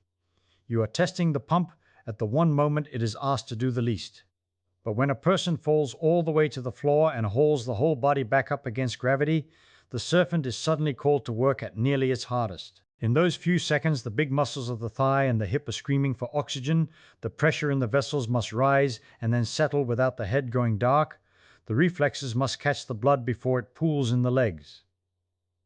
The floor test is not really a test of the legs alone. It is a stress test in disguise. It is the whole system, heart and vessel and muscle and nerve, made to perform together under load for a moment in the open. And a system that cannot meet that small demand is telling you something about its reserve that no still measurement ever could. Reserve. That is the word I want to hand you and ask you to hold, because I think reserve is close to the heart of this whole mystery. Every living system carries more capacity than it usually needs. Your kidneys can lose a great deal and still keep you alive. Your lungs idle at a fraction of their possible work. And your muscles, your bones, your balance, your heart, all of them in youth carry a fat cushion of extra ability that you almost never spend. You could sprint if the bus were leaving. You could catch yourself if the rug slipped. You could get up off the ground 100 times a day without thinking. That cushion, that unspent margin between what you can do and what daily life asks of you, is reserve. And the deepest thing about growing old is not that any one part fails. It is that the cushion thins. Everywhere at once, quietly, the margin between capacity and need narrows until the ordinary demands of being alive begin to press right up against the ceiling of what the body can still deliver. Now look at the folded body on the floor with that word in mind. To go down and come up without a hand, without a knee, without a wobble, is to spend a great deep gulp of reserve all at once. It asks strength near the limit, because the thigh must lift the whole weight from the lowest place a body can be. It asks flexibility near the limit, because the hip and knee must fall to angles the day rarely visits. It asks balance near the limit, because for an instant you are unsupported and unstable. And it asks the heart and vessels to answer right then without faltering. A person with a thick cushion does all of this and hardly notices. A person whose cushion has worn thin cannot, because there is simply no margin left to spend. And a body with no margin left in its muscles and its balance is very unlikely to have kept a fat margin in its heart. The reserve tends to thin together. That is why the carpet knows about the arteries. It is not that the legs cause heart disease, it is that both are reading the same dwindling account, and the movement forces the body to show its balance in full. I find that idea genuinely beautiful, and I want to sit inside it for a moment before we press further, because it turns the whole thing upside down. We began thinking the floor test was crude, a rough gym exercise dressed up as medicine, and that the real information lived in the delicate instruments, the pressure cuffs and the blood panels. And now it looks the other way around. The blunt movement, the one anybody can do on their living room floor with no machine at all, may be the more honest instrument, precisely because it refuses to let the body rest. It demands a whole performance. It cannot be faked by a nervous reading or a good day for the blood pressure. You either have the reserve to fold and rise cleanly, or you do not, and the answer is the same whether a cardiologist is watching or nobody is. But I promised you we would open this door, not just knock on it, and an honest detective does not fall in love with his first good idea. So let me play the skeptic against my own reserve story, because it is not airtight, and you deserve to know where it strains. Here is one hard question. Reserve is a lovely word, but is it a real thing or just a name I have painted over a mystery? Am I explaining anything? Or have I only relabeled the puzzle in a way that sounds deep? That is a fair charge, and I want to take it seriously rather than wave it away. Because in physics we learn to be very suspicious of a word that seems to explain everything, since a word that explains everything often explains nothing at all. And there is a second strain, harder still. Even if reserve is real, we have shown only that the floor test travels together with early death. We have not shown that one causes the other, or that either causes the heart trouble. Two things can march in step without either commanding the other. Both may simply be following a third thing walking ahead of them, out of sight. Perhaps there is some deeper process of aging, some slow tide in the cells themselves that thins the muscle and stiffens the vessel and dims the balance all at once, and the floor test and the failing heart are merely two of its many footprints. If that was so, then getting up off the floor would still predict death beautifully, and yet training yourself to do it might change nothing at all about when you die. The mirror would be back, only now it would be a mirror of something buried far deeper than muscle. That is a genuinely uncomfortable possibility, and I will not pretend the data we have settles it. Prediction is not the same as cause. A barometer falling predicts the storm with wonderful reliability, and yet no one thinks that tapping the glass upward will hold the clouds off. So we must ask, with real care, whether the floor test is a barometer or a lever.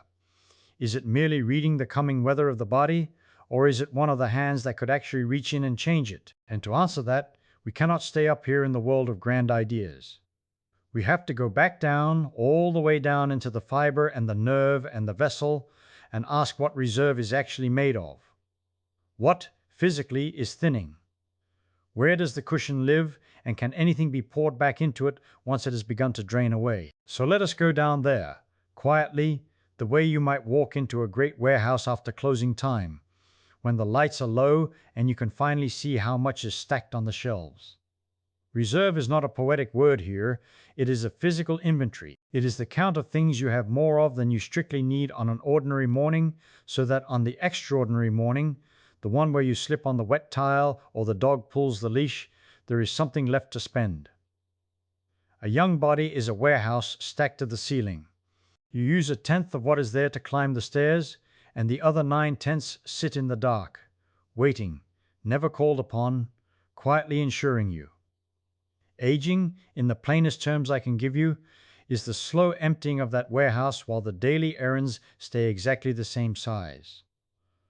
For a long while you notice nothing at all, because the errands are still getting done. And that is the cruel part. The warehouse can be more than half empty, and the stairs still feel like stairs. Now, where is this inventory actually kept? Some of it is kept in the muscle fiber, and we have already looked at that shelf. Remember what we found. The fast fibers, the ones that fire like a struck match, thinning out first, 15 to 30% of them gone by the time a person reaches 70, and each one of them worth 5 to 6 of the slow patient fibers in raw power. So the muscle warehouse does not empty evenly. It empties from the top shelf, the explosive shelf, the shelf you reach for exactly when you need to rise fast against gravity or catch yourself against a fall. The body keeps the endurance fibers, the ones that let you stand in a queue or stir a pot, and it quietly loses the fibers that let you spring. It is as if a bank let you keep all your small change while slowly confiscating the large bills.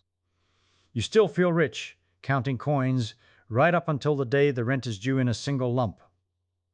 But muscle's only one shelf, and if it were the only one we could pour it back rather easily, and the whole mystery would soften. So let us walk further into the dark, over to the shelf marked nerve, because a muscle fiber, you must understand, does nothing on its own. It is a dumb rope. It contracts only when a nerve cell tells it to, and each nerve cell is a foreman in charge of a whole gang of fibers. We call that arrangement a motor unit, one nerve and the little crowd of fibers it commands. Here is a fact that does not get spoken about enough at the dinner table. As we age, it is not only the fibers that vanish. The foremen die too. A motor neuron gives out, and every fiber it commanded is suddenly leaderless, orphaned, and an orphaned muscle fiber withers, because a fiber with no nerve to speak to it simply forgets how to be a muscle. Now, sometimes a neighboring foreman, a slow, patient one, will reach out and adopt those orphans, take them into its own gang. That sounds like a happy ending, and in a way it is, because the fiber is saved. But look at what it costs. A fiber that was once fast, once explosive, now answers to a slow foreman, and it learns to be slow.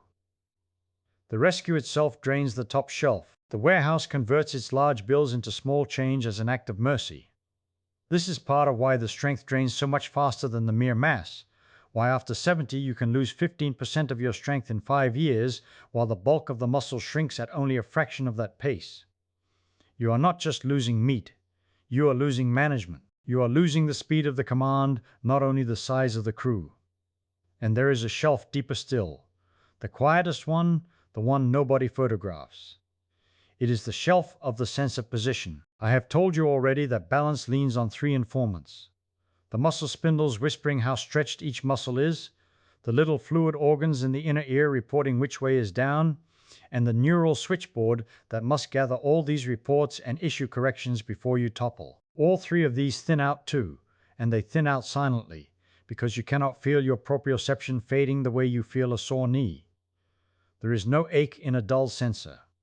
The spindle receptors lose their sensitivity, so the whisper telling your brain how your leg is angled grows faint, and a faint whisper arrives late and arrives wrong. The inner ear degrades, and the switchboard, the processing itself, slows, so that even when the reports do arrive, the correction that answers them is issued a heartbeat too late. On a broad base of support, standing square on 2 feet, a late correction is forgiven.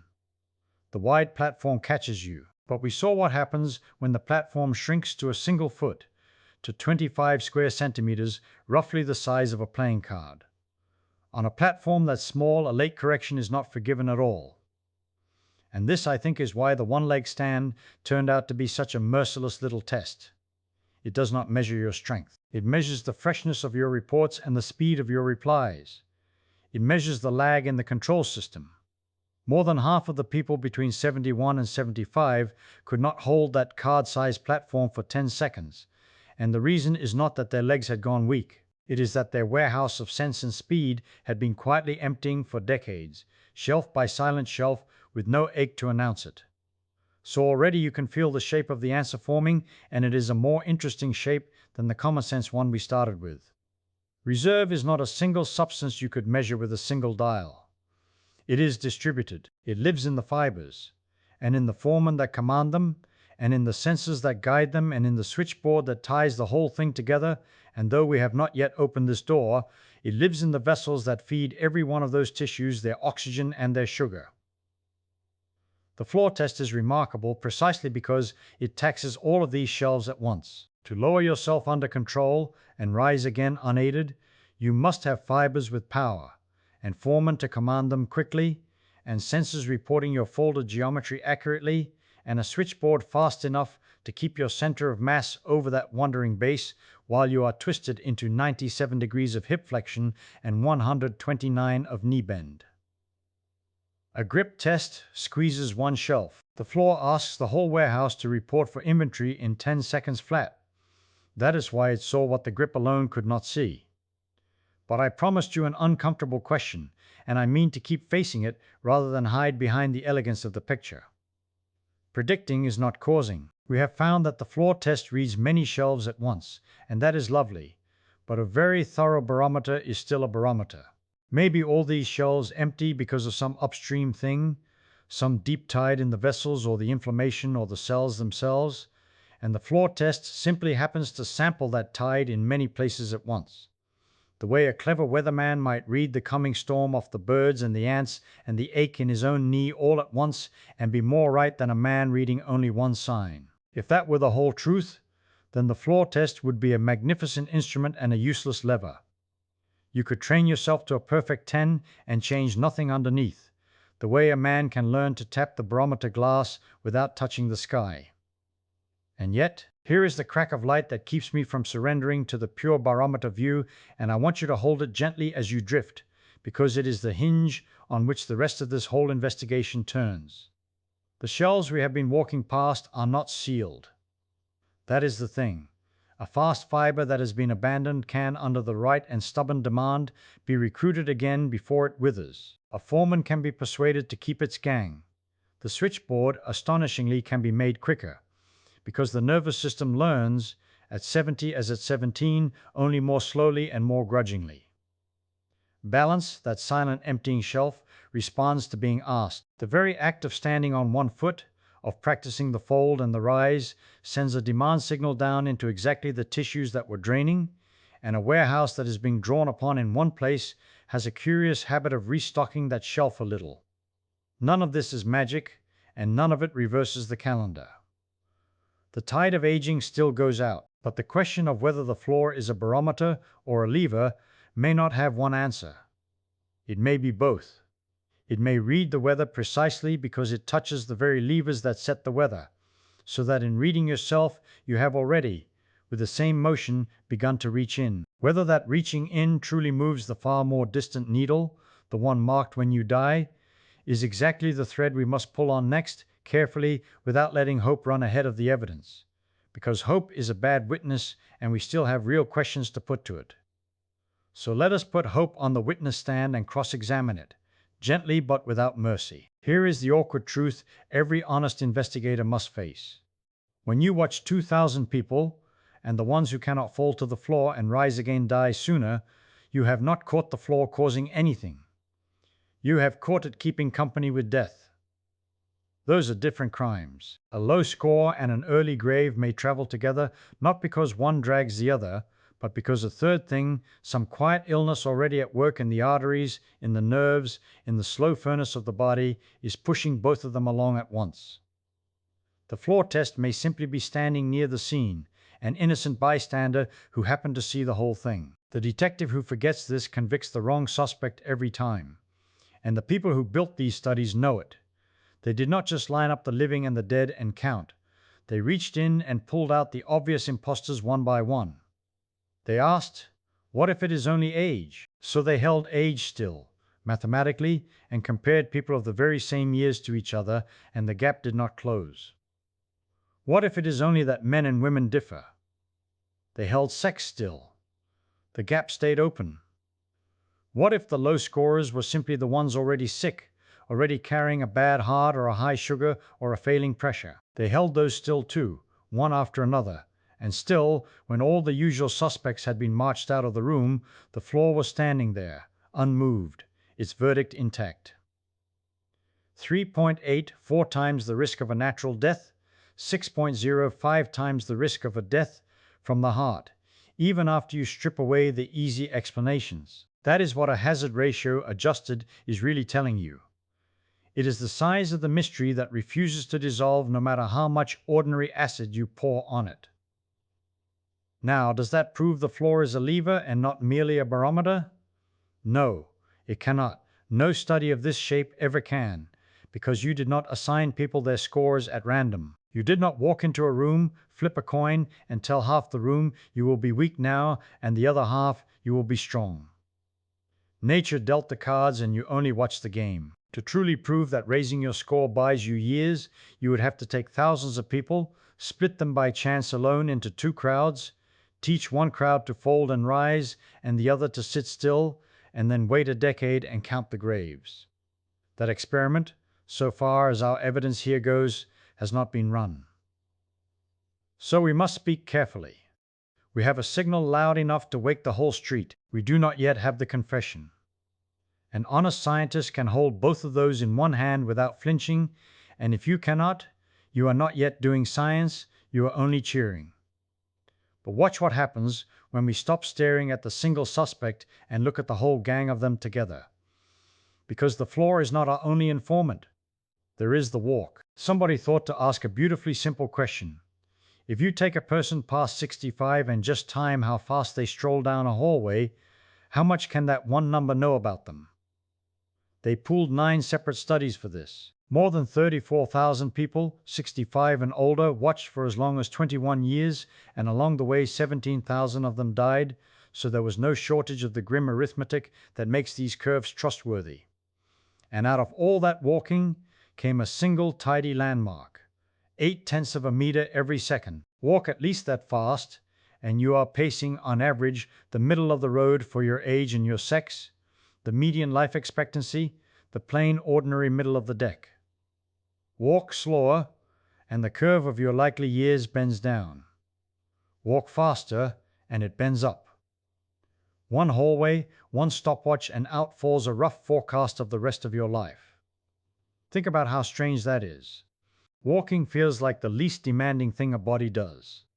You are not straining, you are barely thinking. And yet to walk, and to walk briskly, you must quietly succeed at everything at once. Your heart must feed the legs. Your lungs must feed the heart. Your nerves must fire in the right order. Your balance must catch you on every single step. Because a walk, if you look closely, is nothing but a long line of small falls, each one arrested at the last instant by the foot swinging forward to save you. So the speed of an easy walk is not measuring your legs. It is measuring the whole orchestra. The way a single held note can tell a trained ear whether every player in the pit is in tune. The floor test compresses 4 aging markers into 10 seconds of folding. The walk compresses nearly the same congregation into the plainest act you own. They are 2 windows into one room. And now, the chair.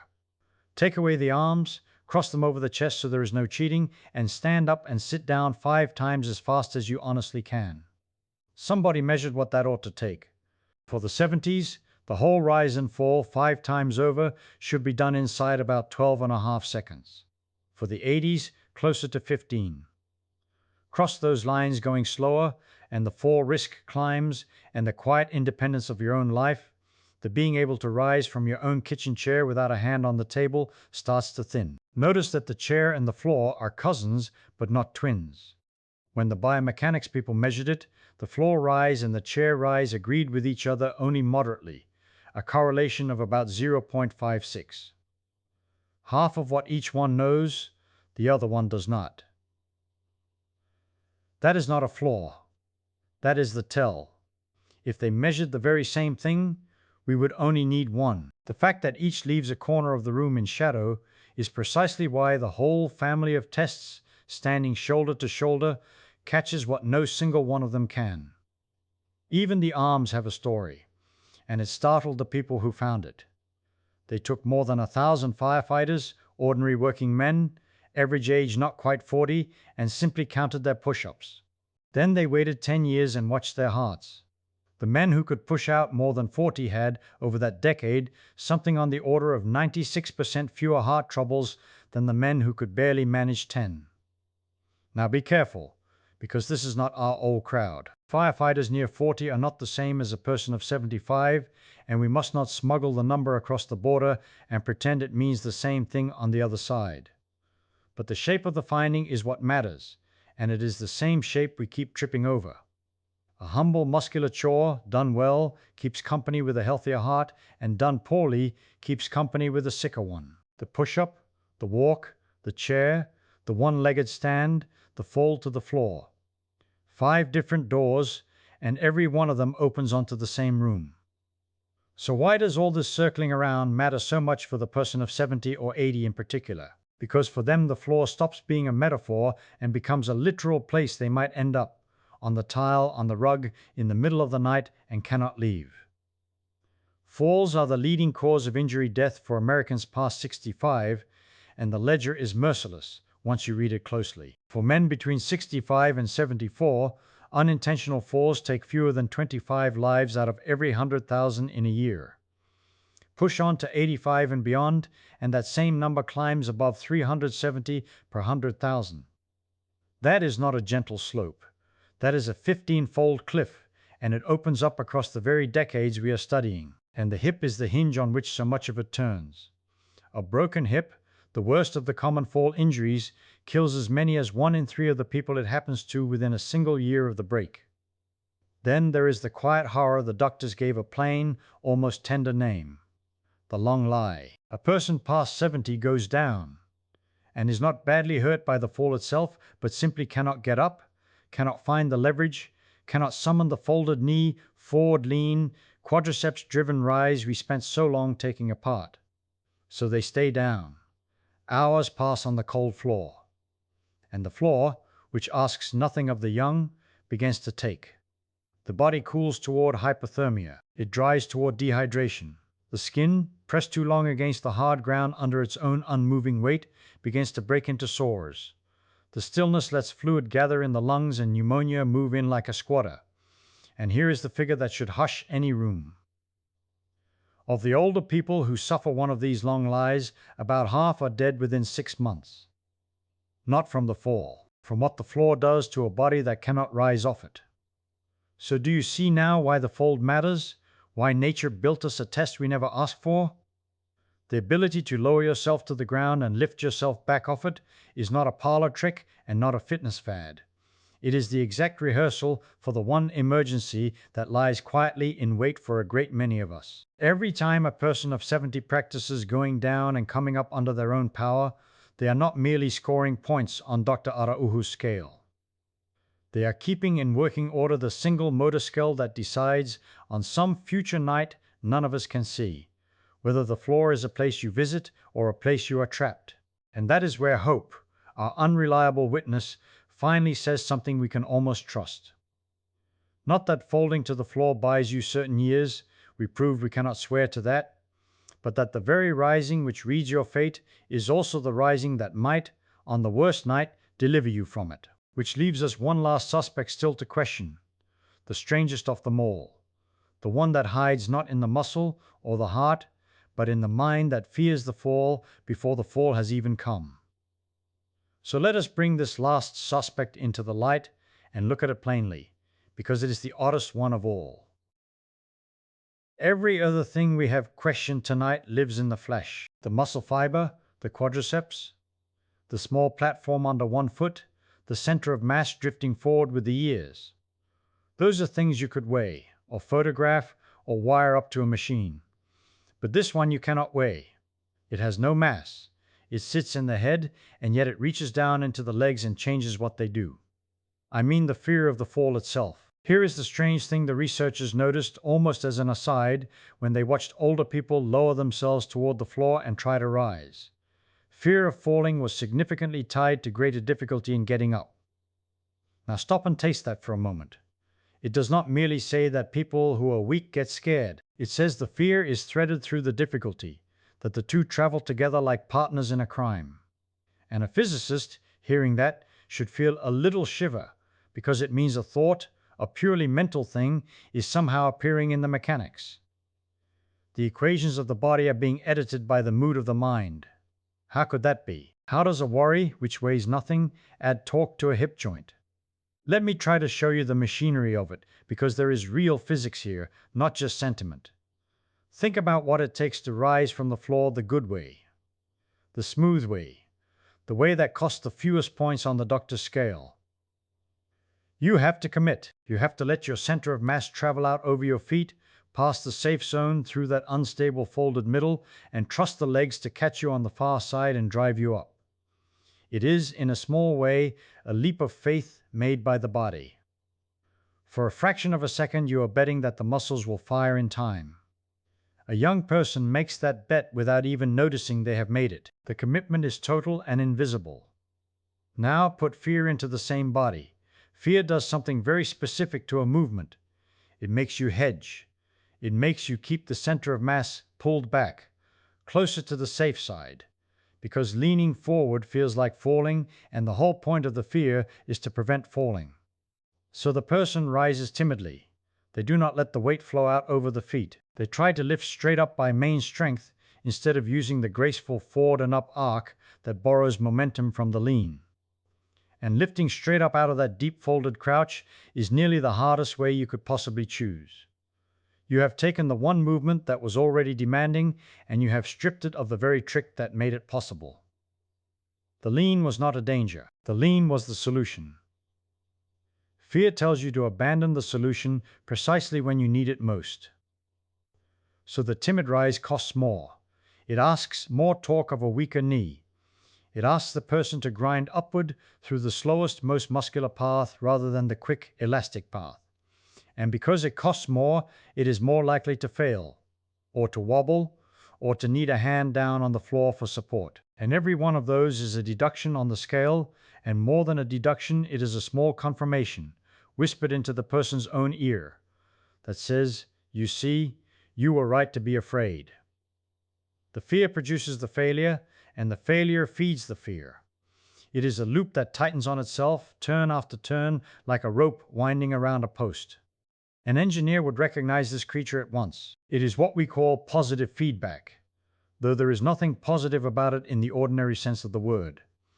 Positive feedback means the output of a system loops back and amplifies its own cause.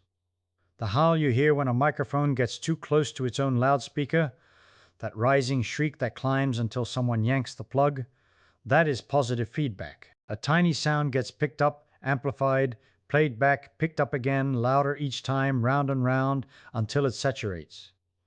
The fear of falling can run exactly the same way in a human being. A little unsteadiness produces a little caution. The caution makes the movement worse. The worse movement produces more unsteadiness, which produces more caution. And with each pass around the loop, the person moves a little less, ventures a little less, until they are hardly moving at all. And here is the cruelty of it. The part that ties this suspect to all the others we have already questioned tonight. Motion is the only thing that keeps the machinery from decaying. The muscle fiber, remember, does not stay strong by being spared. It stays strong by being used. The balance system, those three inputs feeding the brain, they stay sharp by being challenged, by the body practicing the small corrections over and over.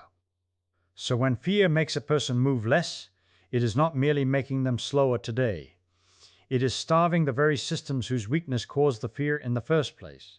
The frightened person sits more, walks less, avoids the stairs, never lowers to the floor at all if they can help it. And in the sparing, the fibers shrink, the balance dulls, the platform grows harder to stand upon. Fear, you might say, is a prophecy that arranges its own fulfillment. Now I want to be careful and fair here, the way a good detective is fair even to the suspect he most distrusts. The fear is not foolish. Let us not sneer at it. It grew out of something real. Somewhere behind that fear there is very often a memory, a stumble in the kitchen, a near miss on a wet step, a friend who fell and broke a hip and was never quite the same again. The fear is doing the job evolution gave it. It is trying to keep the animal off the ground, because on the ground is where the danger lies. We saw the danger with our own eyes tonight, in the long lie, in the fractured hip, in the numbers that climb so steeply for those who cannot rise. The fear has read the same evidence we have. It is not wrong about the stakes, it is only wrong about the cure.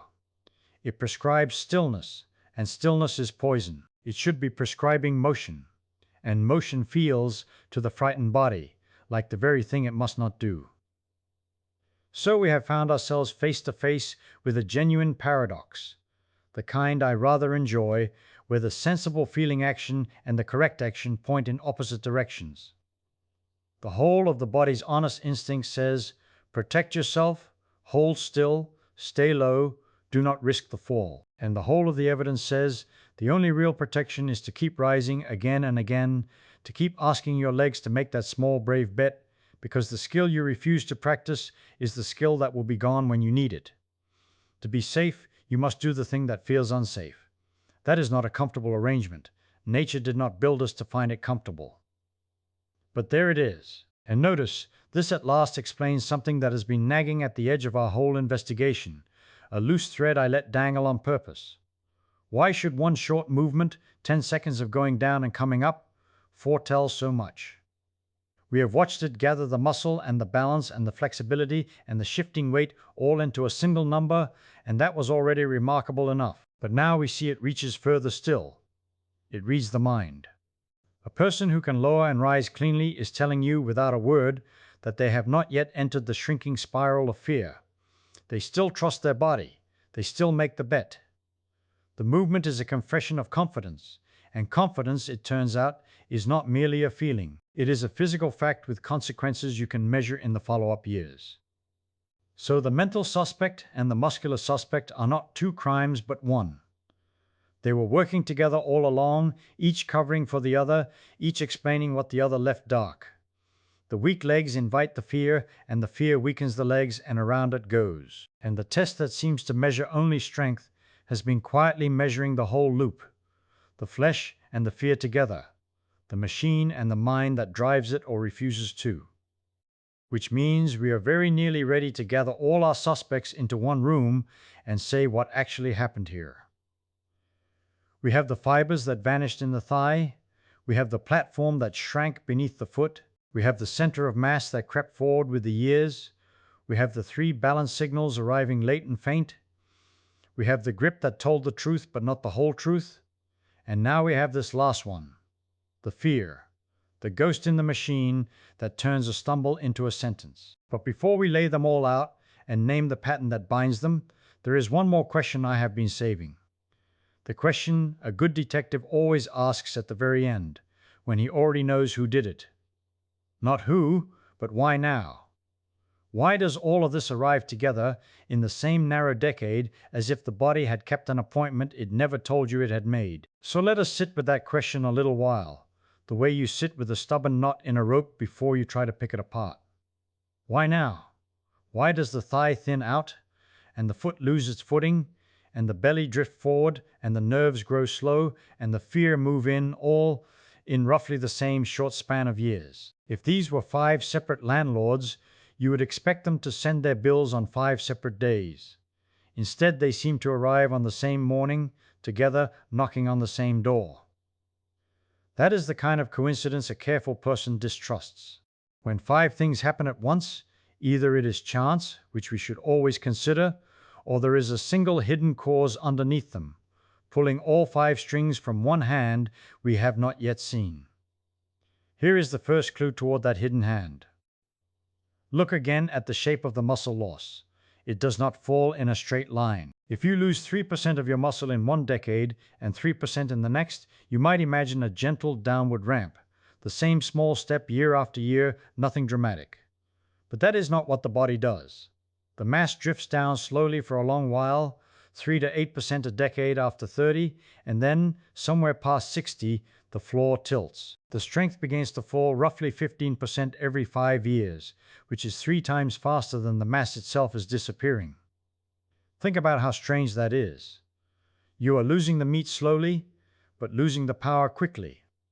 The muscle is shrinking a little, but the force it can produce is collapsing a lot. Those 2 numbers do not match, and when 2 numbers do not match, they are trying to tell you something. What they are telling you is that it is not really about how much muscle you have. It is about what kind. Remember the 2 families of fiber, the patient slow ones that hold you upright all day without complaint, and the explosive fast ones, the type 2 fibers, that fire once, hard, and get you off the ground. And remember the cruel arithmetic. Those fast fibers make 5 to 6 times the power of the slow ones, and they are precisely the fibers the years come for first, 15 to 30% of them simply gone by 70. So the total muscle shrinks a little, but the part of the muscle that does the violent, urgent work, the standing up, the catching yourself, the lunge, shrinks far more. You keep the engine that idles. You lose the engine that accelerates. And rising from the floor is nothing but acceleration against gravity. That is why the power falls 3 times faster than the flesh. The body is not losing muscle evenly. It is losing its quickness, selectively, and quickness is exactly what every one of our tests secretly measures. Now watch how that one fact reaches out and touches all the others, like a single stone dropped in a pond sending rings to every shore. The one-leg stand, the shrinking platform, 25 square centimeters under a single foot. Why does the young person stand there so easily and the older person topple? We said the balance signals arrive late and faint, and that is true. But even a late signal could save you, if the muscle that must answer it could answer fast enough. When your body begins to tip, a correction is ordered, and a burst of force must fire in a fraction of a second to push you back over your foot. That burst is fast twitch work. It is the same explosive fiber that lifts you off the floor. So the person who has lost their type 2 fibers gets a double sentence. The alarm comes late, and the hand that would silence it is weak. The signal is delayed, and the response is slow. Balance is not just a matter of the inner ear and the nerves. It is a race between a falling body and a firing muscle, and the muscle has been quietly getting slower off the line for 20 years. And the fear, the ghost we caught last. Where does that come from? Not from nowhere. Fear of falling is not a character flaw, it is a memory, or the anticipation of one. The body has begun to notice, in 1,000 small ways, that it no longer trusts itself. A wobble in the kitchen. A moment on the stairs where the leg did not answer quite as sharply as it once did. The nervous system is a very good bookkeeper, and it keeps a ledger of these near misses. When the ledger fills, the mind grows cautious, and caution, which sounds like wisdom, becomes its own trap. The frightened person stiffens. They stop moving to the very edge of their balance, and so they stop training the edge of their balance, and so the edge retreats inward, closer and closer, until standing on one foot for 10 seconds feels like standing on the rim of a cliff. The fear is downstream of the fiber loss too. The muscle fails a little, the mind notices, the mind withdraws, and the withdrawal starves the muscle of the very challenge that might have preserved it. Round and round it goes, each turn tightening the last. Even the drifting center of mass has a thread running back to the same spool. As the years pass, the composition of the body changes, and mass tends to gather at the middle and settle forward, ahead of the hips. We drew this on the chalkboard already, the way a forward center of mass lengthens the lever arm and demands more torque from the hip to rise without a hand on the floor. But think about who must pay that larger torque bill. The hip extensors and the quadriceps, the muscles of the thigh, the very same tissue that is losing its fast fibers fastest. So the demand goes up at the exact moment the supply goes down. The body asks for more force to overcome its own shifted weight right when it has less force to give. That is not two problems. That is one problem wearing two coats. Do you see what is happening here? I set out to find 5 separate villains, and every time I chase one down an alley, it turns and leads me back to the same doorway. The lost quickness of the muscle. It is under the failing balance. It is under the slow rise from the floor. It is under the fear. It is what the shifted weight collides with. Grip strength, the honest witness from earlier. The little squeeze that beat blood pressure predicting the heart, even that is really a report on the same thing. Because grip is just force, and force in the hand tends to travel with force in the whole body, and force is what leaks away when the fast fibers thin. All these tests, the sitting and rising, the one leg, the hand squeeze, the walking speed, the 5 stands from a chair, they look like 5 different examinations. They are 5 windows into one room. And in that room, the thing we keep glimpsing, in different light from different angles, is the quiet subtraction of power from a body that once had it to spare. But I have been a little unfair to you, and I want to correct it before we go further, because a good investigation does not just find a culprit, it makes sure it has not accused an innocent. It would be easy, far too easy, to say the fast fibers vanish because you are old, and leave it there as if age itself reached in with a pair of scissors. That explains nothing. Age is not a force. Nothing falls because it is old. It falls because a force acts on it. So we have to ask the harder version of the question. Why do the fast fibers go first, and why does the going speed up after 60? And here the honest answer, the one I will not dress up for you, is that we understand a piece of it, and we do not understand all of it. We know part of the machinery. The nerves that command the fast fibers are large, and they seem to be lost or withdrawn with time, and when a fiber loses the nerve that speaks to it, it can wither, or it can be adopted by a slower nerve and slowly turn patient, converted from a sprinter into a plotter. That is part of why the fast fraction falls and the slow fraction rises, that 10% shift we noted. A fiber changing its very character because it changed its master. But why the nerves themselves withdraw when they do, and whether it can be truly halted rather than merely slowed, that is a place where I would rather tell you we are still working than pretend I have the key in my pocket. And that admission, that half-lit honesty, is exactly the right mood to carry into the last turn of this whole affair. Because now, at last, we can do the thing I promised at the very start. We can gather every suspect into the one room. The vanished fibers, the shrunken platform, the forward crept weight, the late and faint signals, the truthful grip, the withdrawing fear, and behind them the single hand on all the strings, the loss of the body's quickness arriving in one narrow decade because the nerve, the fiber, and the habit all give way at once, each accelerating the others. That is the pattern that binds them. That is what the 10-second test was quietly reading all along. The way a doctor reading a single drop of blood is really reading the whole hidden ocean of the body. So let us walk into that room now, slowly, and turn on the light, and say plainly, at last, not just what happened, but what it means for the person lying there listening, wondering whether they could still lower themselves to the floor tonight, and rise. Let me light that room one lamp at a time, because if I throw all the switches at once, you will only see a blur, and I want you to see faces. Over here, nearest the door, stands the quietest suspect of them all, the one we almost never suspect, because it never raised its voice. The fast fiber. You remember it. The thick, pale, explosive kind of muscle thread, the kind that fires all at once and gives you a burst, the kind that hauls you up off the floor in that first hard shove before anything else can help. By 70, a person may have surrendered as much as a quarter of the fibers in the great thigh muscle, and of the fast ones in particular, somewhere between 15 and 30, and every 100 are simply gone. Not weakened. Gone.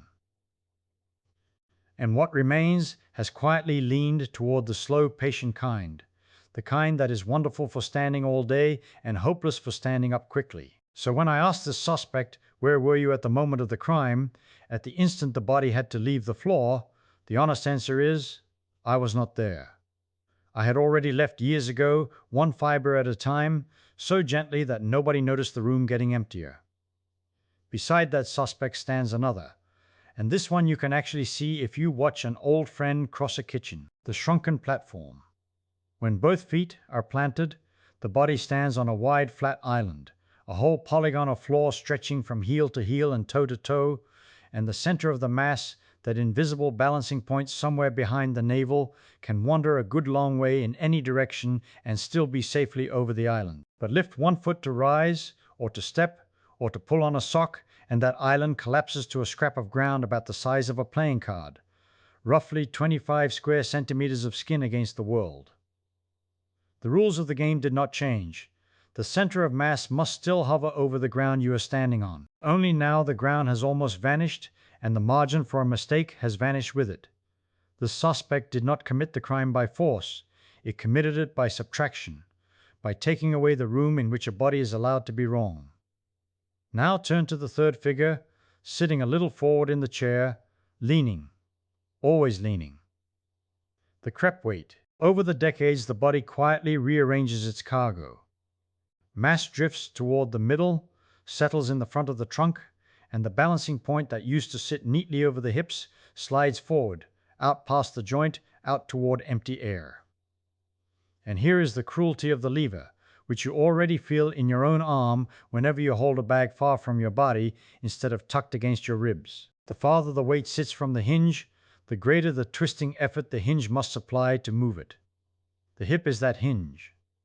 So at the very moment the fast fibers have thinned and the platform has shrunk, the job itself has grown heavier, because the load has wandered out onto the end of a longer lever. 3 suspects, and already they are not acting alone. They are handing the crime to one another.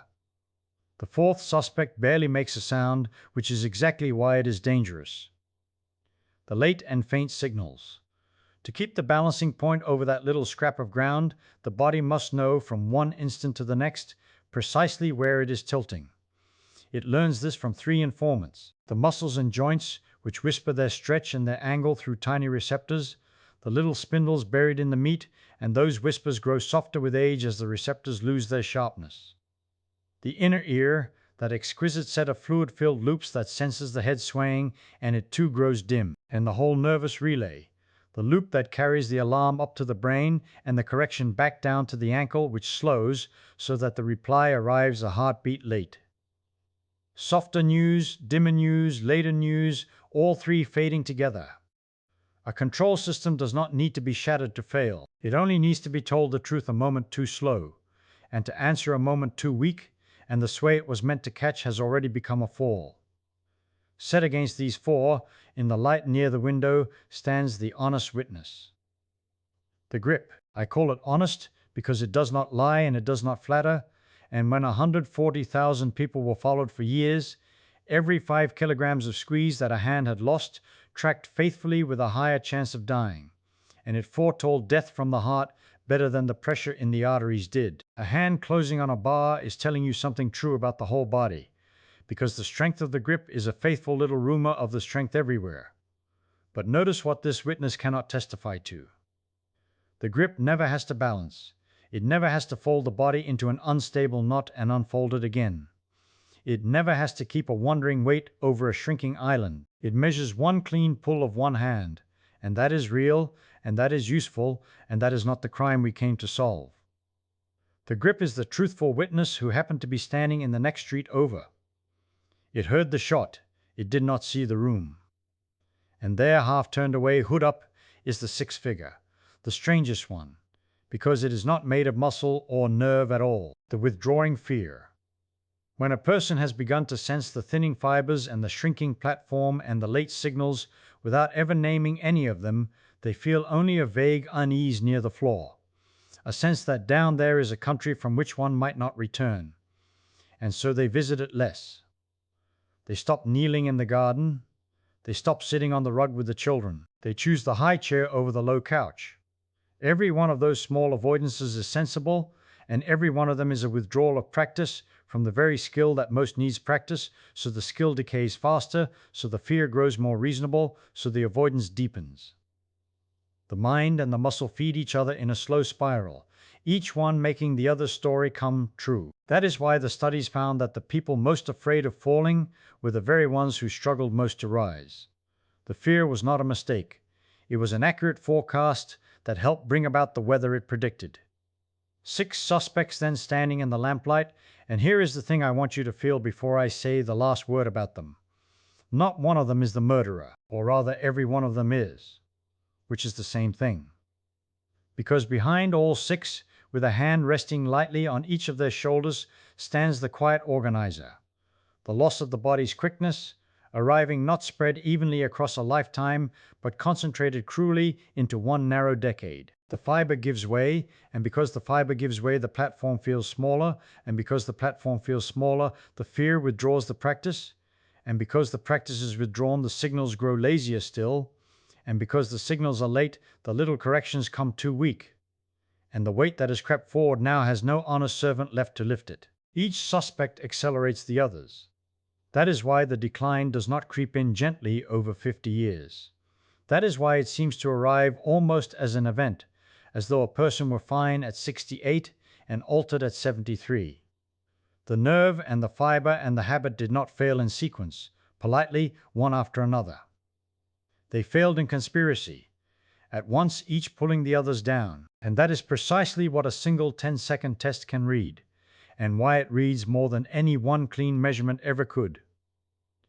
When a person lowers themselves toward the floor and rises again, They are not performing one skill. They are submitting all 6 suspects to interrogation in the same instant, in the same body, under the same gravity. The fibers must fire. The platform must be trusted. The wandering weight must be lifted over the shrinking base. The late signals must somehow suffice. The honest strength must show itself. And the fear must be, for 10 seconds, set down. No single number can capture a conspiracy, because a conspiracy is not a quantity. It is a pattern of things leaning on each other. But a movement, a whole movement of the whole body against the whole pull of the earth, is a pattern too, and so it can catch what a number cannot. That is the secret the clinic in Rio stumbled onto without at first knowing its own depth. They thought they had a fitness test. What they had was a way of hearing 6 failing systems play together, and of telling from the sound of the chord how much time the orchestra had left. So now you know the whole company assembled in the room. You know their faces and their alibis and the quiet hand that moves them all. What remains, and it is the only thing that truly matters to the person lying in the dark right now wondering about their own 2 knees, is this. If the crime is a conspiracy, and if every conspirator strengthens the others, then the cure, if there is one, must work the same way in reverse, each small recovery lending strength to the next. And whether such a reversal is possible, and how much of it, and how late a person may begin is the last door in this long house, and I mean to open it slowly.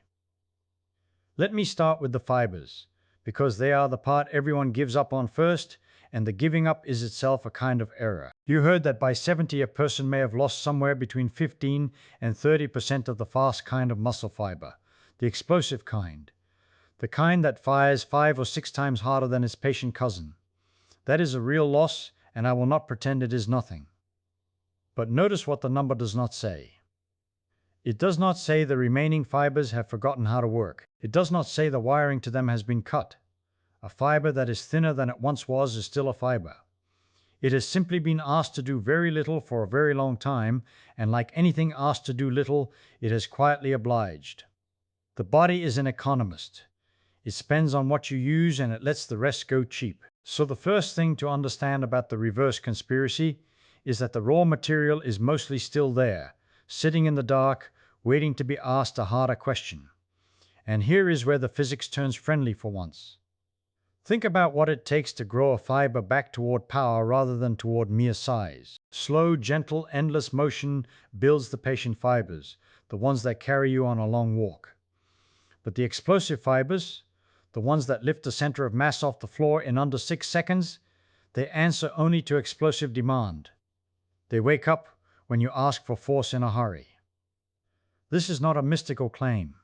It is the same logic that runs through the whole aging story, only pointed the other way. The systems degrade in the direction you push them, or in the direction you stop pushing them. Stop asking the fast fibers for speed and they drift towards slowness. Ask them again, even a little, even late, and they have a stubborn tendency to remember what they are for. How much they remember at 75, and how quickly, I will be honest and tell you the numbers in front of me do not settle, but the direction is not in doubt. Now let me take you back to the 4 suspects, because this is where the reversal gets its real leverage. Remember the strange thing about that little test in Rio. It did not measure one thing. It measured 4 at once: strength and power and flexibility and balance and the quiet matter of how the body's mass is arranged. And I told you the sinister part earlier, that these 4 do not fail alone. Each one drags the others down. Lose a little balance and you move less, and moving less costs you strength, and losing strength shifts your weight and steals more balance. A wheel turning downhill. But a wheel is a wheel. It does not care which way it turns. Put a hand on it and push it uphill, and the very same linkages that spread the rut now spread the repair. Gain a little strength in the thigh and rising gets easier, so you sit on the floor without dread, so you practice going down and coming up, so your joints keep the range they had, so your balance has something to stand on. Each small recovery is a loan to the next. The conspiracy runs in reverse, and it pays interest. Think about the folded geometry we drew on the board. The deep bend at the hip near 97 degrees, and the harder bend at the knee past 129. The reason that position is a trap is that it demands torque right where the thigh has grown weak, at the worst possible angle, with the whole weight of the trunk hanging out in front. But that same cruelty is the reason it is such a good teacher. A position that demands the most is the position that trains the most. Every time an older body lowers itself toward the floor with control and rises again without a hand, it is not merely passing a test. It is holding a conversation with exactly the fibers and exactly the joints and exactly the balance loops that were fading. It is the disease and the medicine sharing the same gesture. I find that quietly beautiful, that the thing which frightens people is also the thing that would save them if only they did not fear it too much to try. Which brings me to the strangest suspect of all, the one that has no muscle and no joint. Fear itself. You will recall the finding that fear of falling was tied to greater difficulty getting up off the floor, and I asked you then to notice how odd that is, a feeling reaching into a mechanical system and stiffening it. Here is why it matters so much for the reversal. Fear is the one conspirator you can address without lifting a single weight. When a person believes they will fall, they move as though they already are falling. They grip, they hesitate, they keep their weight timid and back on their heels, exactly where the torque is worst, exactly where balance is hardest to hold. The body braced against the fall is the body least able to prevent one. And so the smallest early victories, a few honest repetitions on a soft floor, a hand near a chair but not on it, do something the numbers barely capture. They send a message upstream.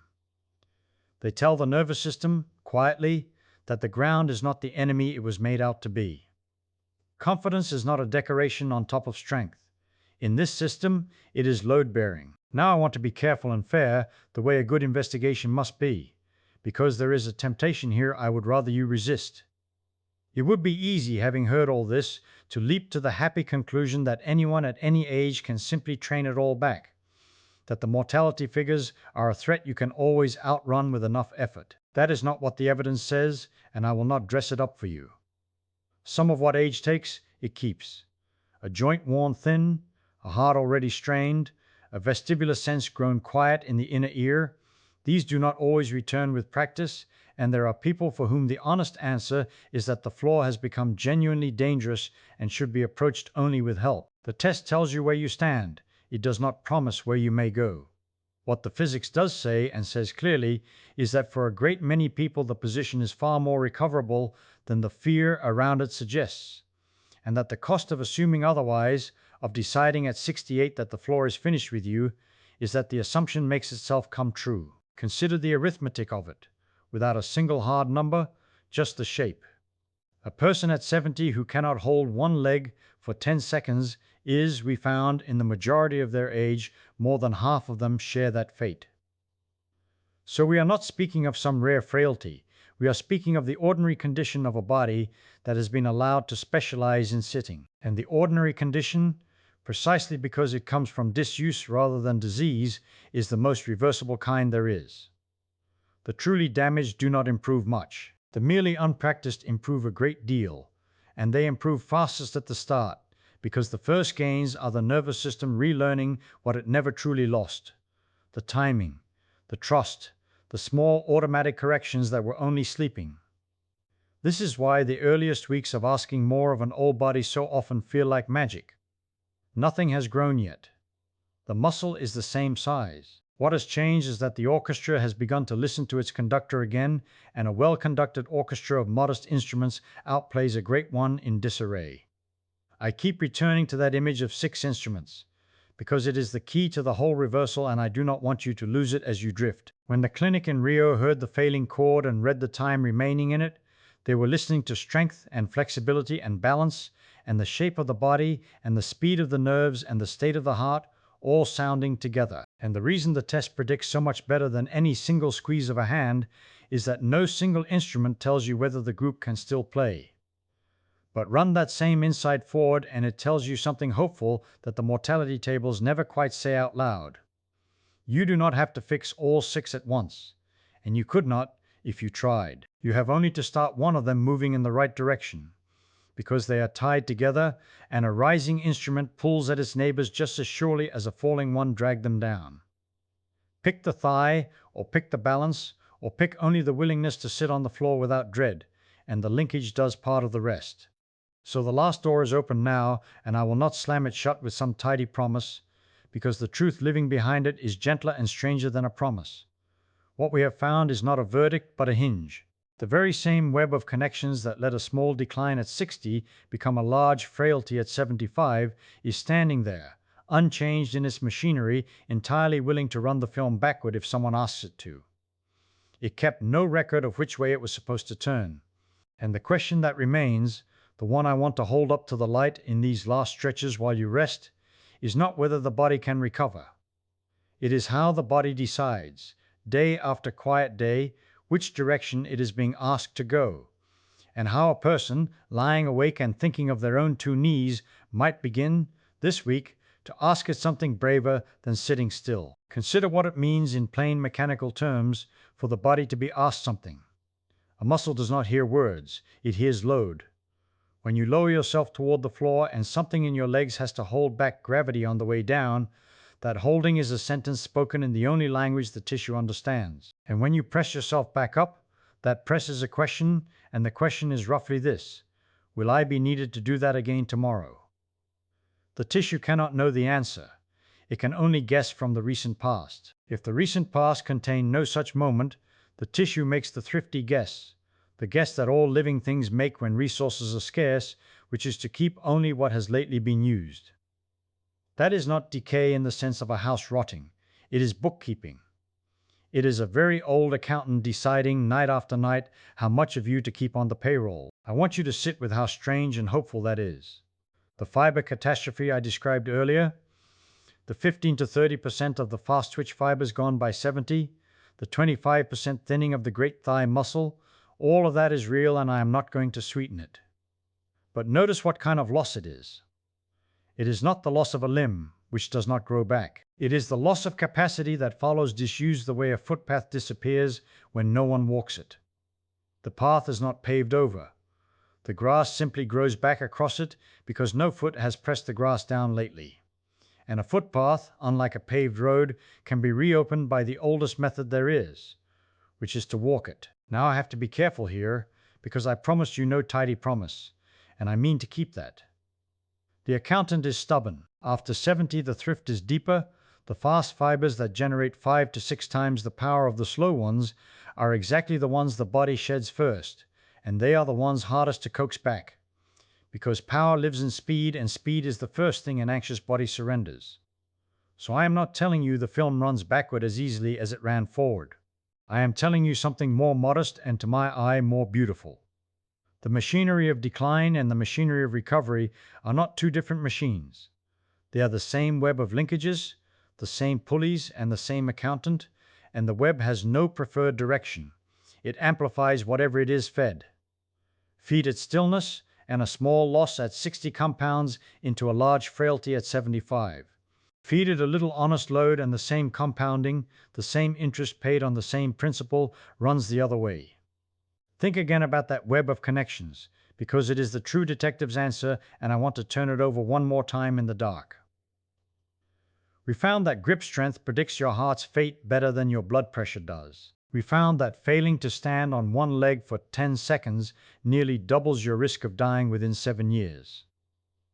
We found that the sitting and rising test, a thing that takes 10 seconds and costs nothing, sorted people so sharply that the lowest scorers died at 42%, while the perfect scorers died at under 4.